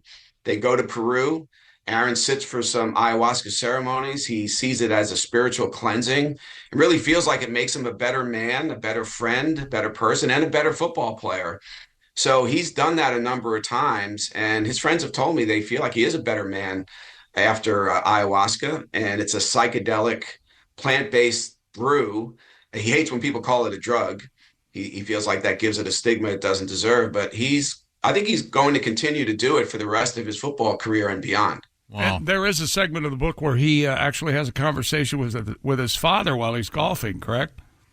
Yeah, they've been estranged, Aaron, from his entire family, or almost his entire family, for nearly 10 years. But last summer at Lake Tahoe, his father, who hadn't seen him in 9 years at that point, put himself in the golf crowd at the celebrity golf tournament that Aaron always plays in. And Aaron saw him on the 9th hole on Saturday of that tournament and decided, today's the day I'm going over to give my dad a hug. And Ed Rogers was looking the other way, turned around, and there's his son 15 feet away looking at him. And Ed told me he froze because he just forgot what it felt like to have his son in his presence looking at him. They hugged. They each said, I love you. Ed was crying. It was very emotional. It only lasted 30 seconds, but they both said to me it was a meaningful moment. And Aaron, for the first time, told me in the book that he wants to have a relationship with one of his estranged family members, this being his father, who really was his hero and idol growing up. So hopefully that was the first baby step towards eventual reconciliation, and then the rest of the family will fall into place. Once again, we're talking with Ian O'Connor, who wrote the book Out of the Darkness, The Mystery of Aaron Rodgers. Did you have any urge to try this stuff, the ayahuasca? Whatever it's called. It sounds like the place my kids went to summer camp, Ian. I'm sorry. That's all right, Tom. Me too. I read somewhere that there's some people get violent vomiting and... yeah, that's true. And the one thing Aaron and others who've used it have said, it's not for everybody. Now, I turned 60 in a couple of days here. And so my 60 years on the planet, I've never felt the urge to do that. And I still don't. But I don't mock him for doing it. He's been mocked by many around the country for trying this, for talking about it, for saying it's made him a better person and athlete. Hey, if he's trying to better himself and he believes it does help that process, I'm okay with it. But it is not for everybody. And so I don't plan on any retreats in the Amazon jungle anytime soon. If it's for him, it's for him, and that's fine with me. Yeah, if they don't have Wi-Fi, I'm not going. Ian O'Connor is our guest. Ian, the book is Out of the Darkness. Also, you have written a book about Bill Belichick. I guess this is a two-parter. Does Mr. Rodgers or Mr. Belichick... I've heard Belichick has a great sense of humor. Does Aaron have one, and is it true about Belichick? Aaron does have one, yes. I think he can appreciate and deliver good humor. Belichick was always, I don't know if you've seen him recently, Tom, but he is a different personality when he's away from the job. And his friends for that book told me that. He's actually a normal guy, believe it or not, and that he plays a character at the podium when he's a head coach because he doesn't want to give any information to anyone, particularly his opponents. And he always believed that head coaches he was competing against, sometimes by talking during the week before the game, would give him information that he could use in his own game plan. So, yeah, Belichick definitely has a sense of humor. I think right now on TV, in his media jobs this season, you'll see an entirely different human being.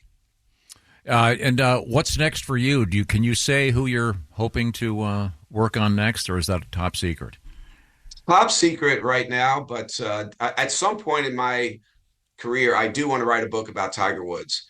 I feel like I covered the vast majority of his career. I find him to be fascinating as well. But I want to do a non-sports figure, and I'm looking for that person right now, trying to figure out who that might be. Tom Cruise always had interest to me. Wow. I think that's been taken. I think somebody's working on a biography on him right now, but I'm searching. I want to try take on a non-sports challenge, and I think that's my next step. All right. Once again, our guest has written a book called Out of the Darkness, The Mystery of Aaron Rodgers, and Mr. Ian O'Connor, who we're speaking with. And Ian had the luck, the privilege, the honor to actually talk to Aaron Rodgers, so it'll clear up parts of the mystery. Do you want to give us a prediction? Will the Jets do well this year? 11-6, they'll make the playoffs. I think Aaron will have a good year, maybe not an MVP year like he did 4 times for the Packers. He's 40. He's going to turn 41 in December. I think they have a shot at the Super Bowl. They have a very good roster. Jets fans have a hard time believing it because they've been burned so many times, particularly last year. But yeah, I think they're a playoff team. I think they'll be the best story in the NFL. I think they'll fall a little short of the Super Bowl, but it should be a fun ride on the way there. Okay. It looks like you're in your office. Am I right? I'm in my home office. That's correct. Yeah, I have my other books in the background here. Out of curiosity, do you have any signed photographs of any sports figures in there? No, it's actually a journalistic no-no if you're a sports writer to have an autograph. Actually, I made one exception. My childhood hero was Roger Staubach.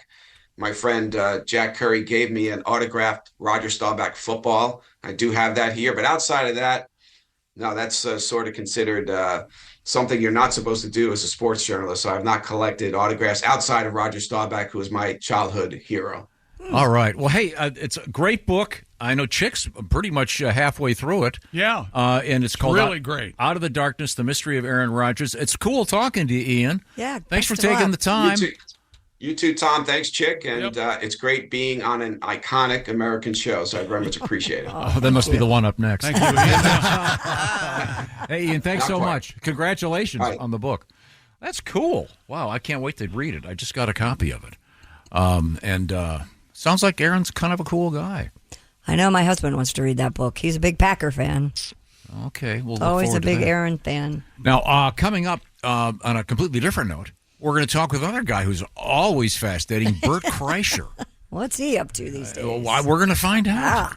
In the meantime, we're going to find out this. Raycon's everyday earbuds, they have been redesigned, they've been upgraded, and now, excuse me, with Raycon's everyday earbuds, you get active noise cancellation and multi-point connectivity. They're the earbuds of the Bob and Tom Show, and they let you pair with 2 devices at once. Plus, the quick charge function, 10 minutes of charging, you have 90 minutes of battery for you folks who are on the go. They're ergonomic designed to comfortably fit the widest range of ears and optimized gel tips for a cozy custom fit. And Raycons now has a variety of vibrant new colors: royal blue, forest green, blush violet, classic black, and of course Raycons offers a 30-day happiness guarantee. And we have a deal for you. Go to buyraycon.com/Tom today. Get 20 to 40% off site-wide. You get up to 40% off everything on Raycon's website when you go to buyraycon.com/Tom. That's buyraycon.com/Tom. Coming up next, Mr. Bert Kreischer. This is the Bob and Tom Show. Whether it's a movie night or just midday, Skinny Pop is a salty snack that keeps on giving. Made with just 3 simple ingredients for an irresistibly delicious taste and a large serving size that lasts. Deliciously popped, perfectly salted.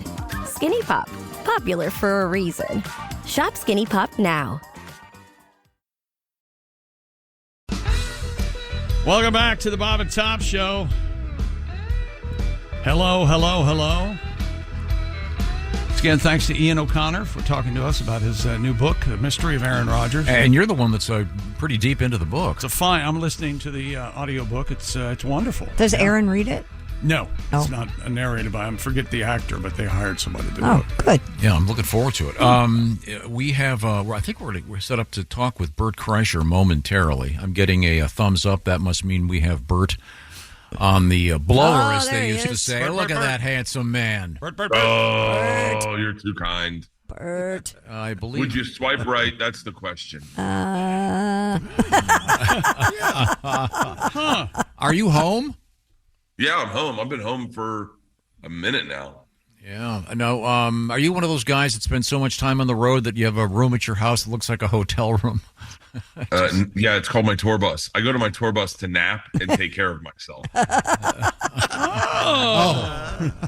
Nice. Now, I should point out, for those that can't see the screen, Bert, it would appear to be naked, shirtless. Shirtless. In great shape, I think you meant to say. Oh, yeah. Oh, look at the guns. Wow, very nice. Yeah, testosterone, Tom. Testosterone. Is that a little bit of a sunburn I'm detecting? Yeah, I just got back from Hawaii. Nice. Now, I know you're on your way to Vegas. I want to point that out immediately. Well, that sounds dangerous. Yeah. And look out for people in Vegas now. Just around the corner, Resorts World Theater in Las Vegas. I want to make sure I get this right. Friday, September 27th and Saturday, September 28th. Yeah, I'm doing a little bit of a residency in Vegas. It's just such an easy jump over there, and I love Vegas, man. It is everything I love about it. And the older I get, the more I love it. Wow. Now, do you have a particular gaming skill that you like to work on while you're there? Can I tell you, this is going to sound so disconnected. I can't enjoy gambling anymore. I don't have like a passion for it. Like I can do like bet on football for like $100 and it makes the game interesting. Yeah. But when it comes to like craps, or there's no big payout that's going to change my life that I'm going to wake up and go, that was amazing. So what I like doing is I like getting $1,000 and going to a table and finding fans and giving everyone $100 and go, just bet recklessly. I want to see you bet recklessly. Oh, that's nice. That's fun. That is fun. Yeah, it's almost like it's like being a cuck for gambling. A little bit. I just want to watch you do it. Yeah. Yeah, cool. Bert Kreischer is our guest, a distinguished comedian. And Bert has been doing a bunch of different things. The big movie, The Machine, came out last spring, and where's it streaming right now? Do you know by chance? It's on Netflix. Yeah. Okay. It's I know your comedy it's wild special when you is. see people that have watched the movie. Like the other day, you make the movie and you think you make it for your fans. And then the other day, I'm checking in luggage at Delta, and the sky cap, young black dude goes, "Man, you and Luke Skywalker, buddy, that's the movie." I was like, I did not expect you to say that. That's great. And also your most recent special, Razzle Dazzle, I believe, is also on Netflix. Yeah, I just shot my 6th one, I think. I just shot it in Florida. So that we're editing that now, and that'll come out soon on Netflix. And yeah, I'm working on new material. I'm not touring per se. I'm doing like pop-up shows like Vegas. I did one in Edmonton, and I'll probably do another one in Vegas before I go out on tour. But I'm writing all new material, and I'll tell you right now, it's terrifying. I feel like I'm at that one point. Both my girls are going to college. We're taking Georgia to college on Wednesday night. We're driving her to college, and then on the next Tuesday we take Isla to college, and then it's me and Leanne. Yeah, empty nester. And I have no idea. If I knew I was going to spend this much time with someone, I would have married a dude. All right. Now, speaking of dudes, we were talking with one of the founders of Dude Wipes earlier this morning, and I got thinking maybe something for your merch. You could maybe get together with them and do Bert Wipes. Maybe I don't know. What do you think? I can tell you what, man. Have you ever aggressively wiped with the Dude Wipe, the spearmint Dude Wipes? Yeah. Well, now define That'll wake you up, I'll aggressively, tell ya. Bert.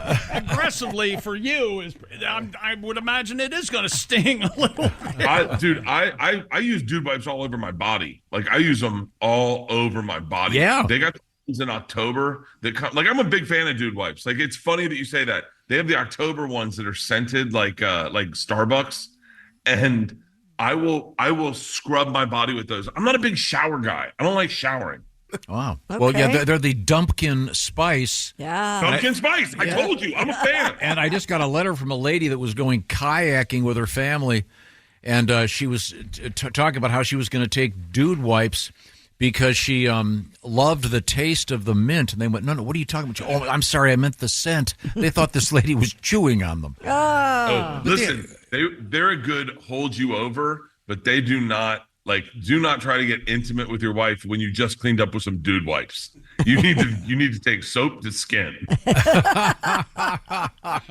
I've made that mistake where she's like, "You're just trying to mask this," and I'm like, "You can smell."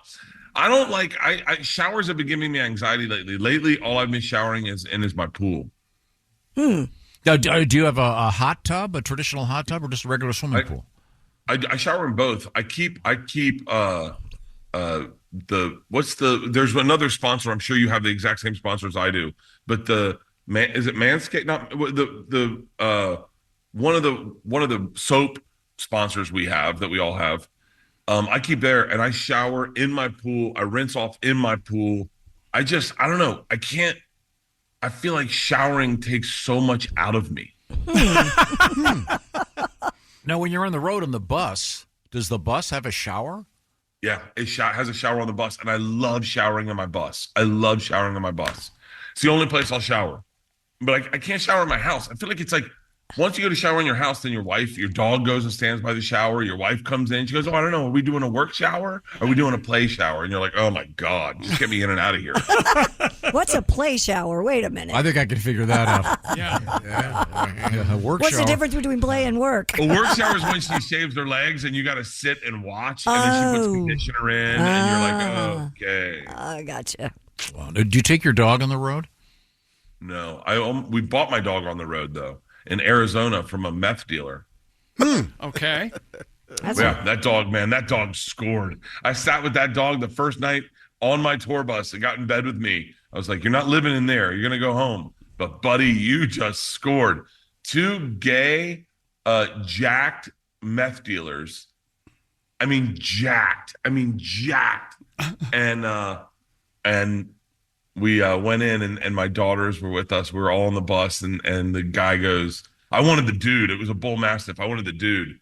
And My daughters did not want the dude; they wanted the girl, and I was like, "I'll take all you guys, rescue you." Oh, wow. What's the dog's name? Priscilla. She's dead now. Oh, jeez. I have a new bit about it in my special. You'll love it. Okay.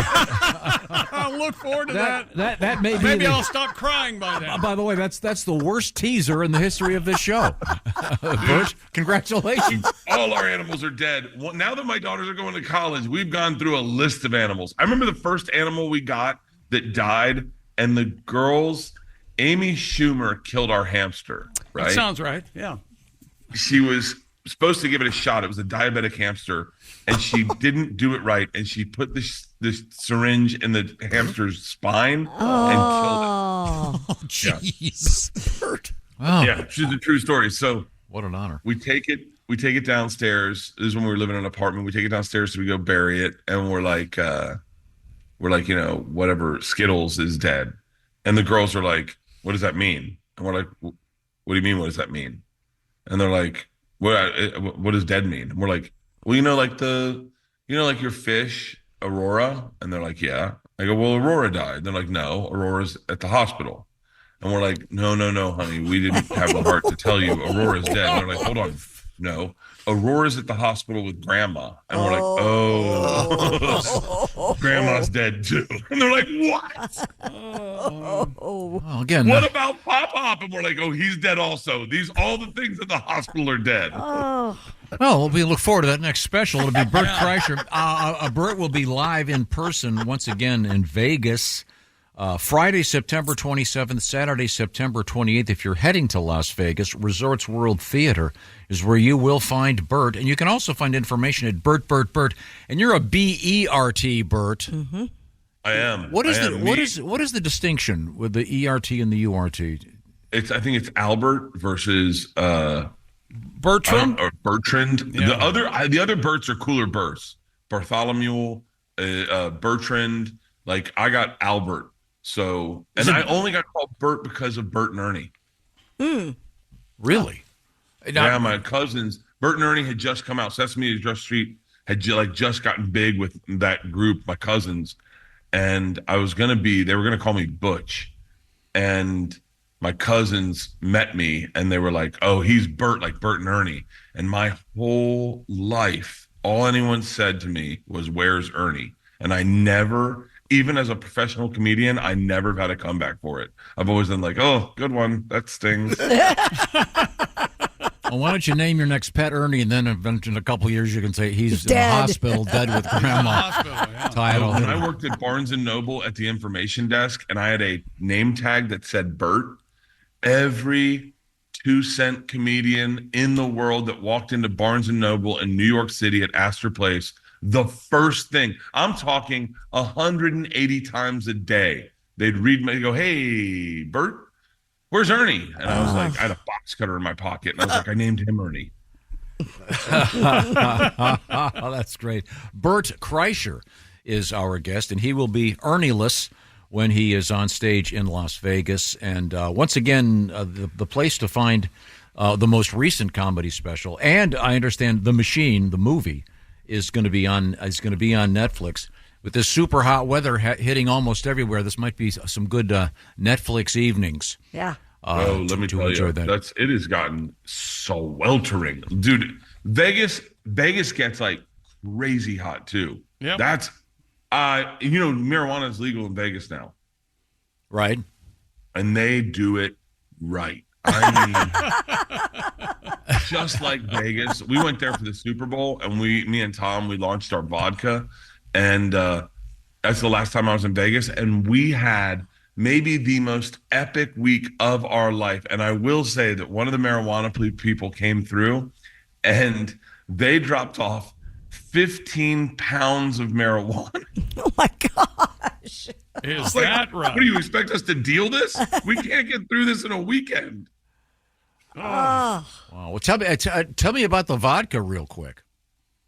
Oh, it's great. We, I got approached by a ton of places. I know you guys, I know Chick has probably been approached by everyone, but you get approached by a bunch of people that want you to launch want you to kind of white label something, put your name on it, and then they'll sell it. You don't really have much of a, you get like 33% of the company or something. And so I've been approached by a bunch of them, and I took it to Tommy, and he's a disabled comedian that I do a podcast with. And Tom was like, if we're going to do this, we should just do it right and launch it ourselves. So we invested the money. We started the company. We designed the bottle. We designed the cap. We tasted, 32 different flavor profiles of vodka. We landed on the same 2 and then landed on the exact same 1. And we launched it. We did a soft launch at the Super Bowl this year. It's called Porosos. We're in 4 states. We're in Texas, Florida, and we're in Vegas, and we're in California. We're in Costco at California. And it's been going great. We're kind of just trying to pace it so that we can keep up with demand, because we really are a small distillery right now. Mm-hmm.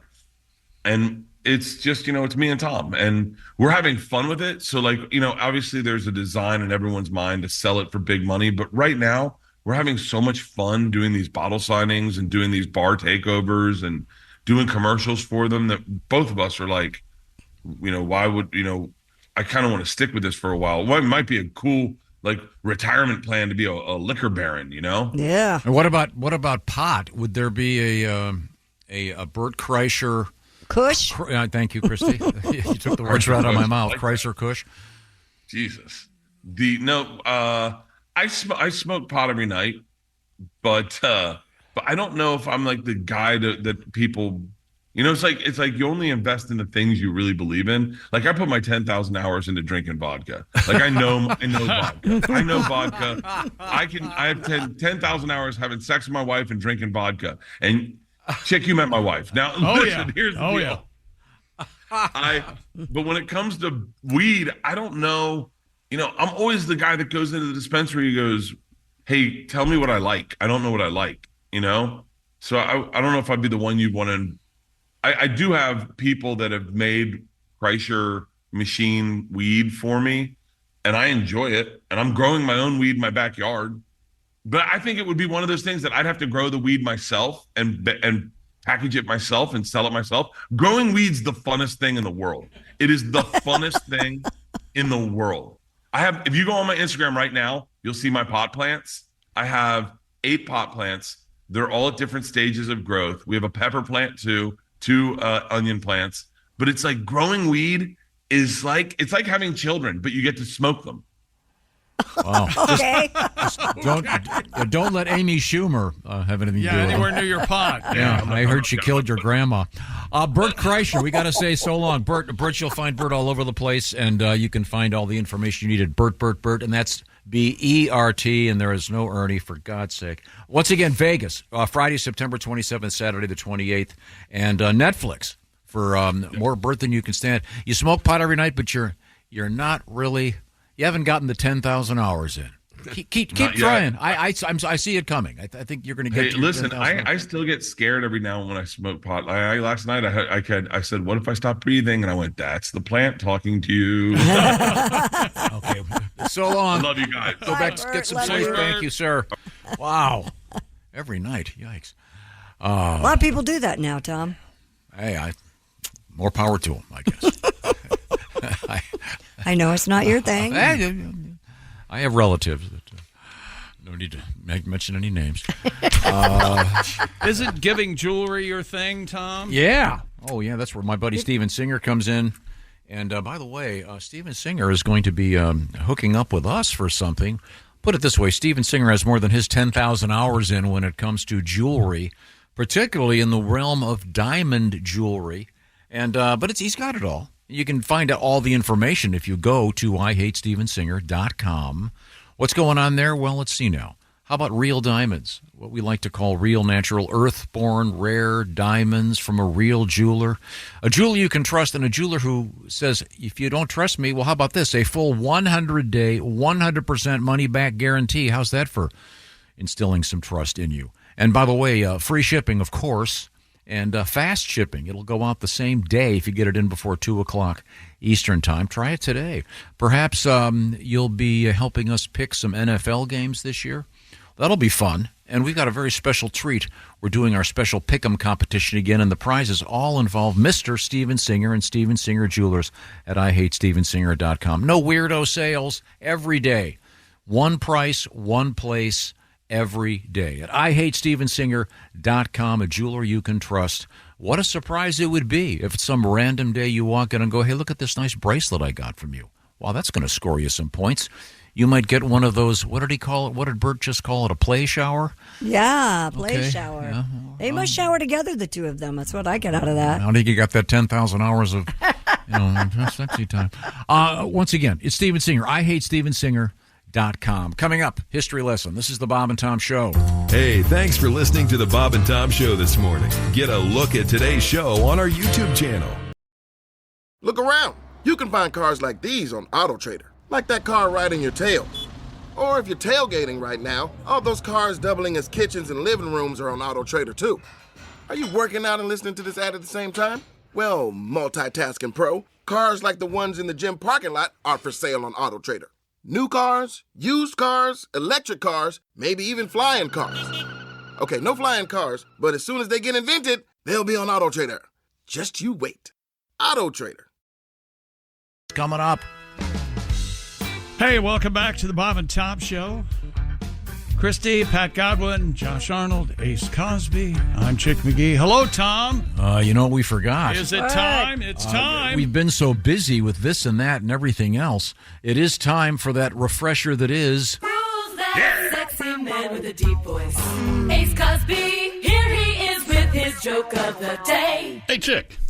Yes, Ace. What happens when a microscope crashes into a telescope? I don't know what happens when a microscope crashes into a telescope. The kaleidoscope. That was Ace Cosby's joke of the day. I laughed. Brought to you by Sleep Number. Sleep better together. Save now on a Sleep Number smart bed. Only at a Sleep Number store or at sleepnumber.com. I'd argue if I could. A kaleidoscope. You missed it yesterday, Chick. There was a good one yesterday. I bet I did. You want to do a redo for yesterday's show? No. Oh, okay. Don't tease us like that. Time now for today. Are you ready? You ready over there? Wow. Today in history. It's too loud. We played longer, but it's too loud. Thanks, Tom. A movie I've never seen. What? Released in this date in 1953, Roman Holiday. Oh, it was great movie. Entertaining. Yeah. Audrey Hepburn. Yeah, and her neck. Come and on. Everybody Seriously? else. Gregory Peck. I'm with you. I like that one, Chris. I love Roman Holiday. If you love giraffes, you'll love Audrey Hepburn. Oh, yeah. You might be the only person Really? in the world who thinks she's She's not long absolutely necks? gorgeous. I don't really Are notice you that she has a real Classic long neck. beauty. No. She can't wear turtlenecks. They only come up to about half. It's unbelievable. Is it a movie Hideous woman. Is it a movie about going to Rome? Yes. It is. Yes, it is. What happens? She falls in love in Rome. With Gregory Peck. Yes. It's very romantic. Now, you long-necked woman, you freak. Was there? I assume at some point there had to have been a star of pornographic films called Gregory Pecker. I'm not sure. Just assuming that. I mean, it may have been a dated. Instead of Roman Holiday, would be maybe a gay film, Greek Holiday. I'm going to go home and Gregory watch Pecker. There it is. Yeah, Well, if you type in Audrey Hepburn Giraffe neck. That is hot, all right. Is that real or is that Photoshop? I mean, that's ridiculous. Chick, Someone's messing I with us. apologize. A lot of She real looked estate 90 there. when she was 25. That's her problem. She was a European princess in that movie. Good Do you remember God. that? Yeah, Yeah, I liked she- it. touring Europe. I bet she wasn't too difficult to I remember deal along with. Somebody falls into a fountain, maybe? Yeah, she takes off. Yeah, she hides in Rome for the night. Remember, pretending to be just a normal person. Oh, I remember she goes to a store. Gregory and, yeah. Peck saves her. It's so I liked it. horrible, so suffering under the riches of being famous. She fell asleep on a park bench. Okay. Yes. Yeah. Okay. So that's the original, the OG of Meet Cute. What else happened up today? I demand to know right now. Me too. Who Seriously. told you about the term meet cute? I want to know right now. I don't remember. Sorry. I Jason's don't pointing to Oskay. Oskay, was that you? Get in here. I will kick your ass or die trying. Okay, Macklemore on this date in 2012 released the single "Thrift Shop." Yeah, we just talked about him last We week. were just talking about. What is it, Macklemore a week? Macklemore, yeah. I don't Whatever. know why we were talking about him, but Yeah. Some girl jumped on stage and she was. oh, that's right. She was wanted, and they found her. Yeah, she was singing with him, and then I guess got off stage and got arrested or something. The Ron Ramey effect. Oh, wow, that's obscure. That's very inside. Who's Ron Ramey? He was a comedian on the show that was bragging about Oh, stuff. the watch guy? And bragging about all his money and his watch, and Yeah, the police I came here and remember arrested that. him because he owed child support. Yep, in no, the I parking lot. It was fun. Mm-hmm. I don't mean to speak ill of the dead, but a dirtbag. But a Oh, good is he act. dead? Killed every time he was very funny. He's not that guy who told me to ask if they wanted you want to hear more or something. Was he? He might have been. Oh, yes. Yeah. He might have been that was guy. one of his moves. I hosted a show one time, and he told me about it. Before I go up, you bring me up, and I go, okay, yeah, fine. And he goes, now at the end, you come up and get me, okay, and then I'll walk off. But you ask him, do you want more? Do you want more?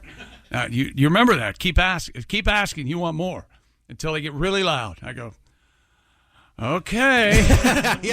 Yeah, he did kind of a forced encore, but man, he killed. And I did, and they did, and he did. Yeah. It was, they loved him. He used to. Let's see now. Not so much now. I don't care how much you want more. He's not coming back. Birthdays. Okay, born in 1908. Not enough. Christy, your hint is 1908. Your hint is would famously use a toilet with the door open right by the Oval Office. Oh, LBJ? LBJ, that's correct. Famously had his trousers pocket lengthened because of his large unit. So he says. Yeah. The late Paul Rubens, born in this date in 1952. His house is up for sale online, or it was, and it hasn't been touched since forever. And it's amazing, I guess. Oh, well, that's cool. Let's see, Tom Ford. Great designer, that guy? Movie director. Gerald Ford's youngest. Was it Tom Ford or John Ford? Tom Ford's the fashion guy. Yeah, there is a Tom Ford director. Is he the same guy as the designer? Yeah. He it's all the same guy? Yeah. What about John Ford? He made a cool movie called Nocturnal Animals that was good. That sounds I didn't know that was the same design. I didn't know he was the same guy. I didn't either. Well, I just thought it was Tom Ford fashion. That's John Ford's the father, right? Well, John Ford was one of the greatest directors of all time.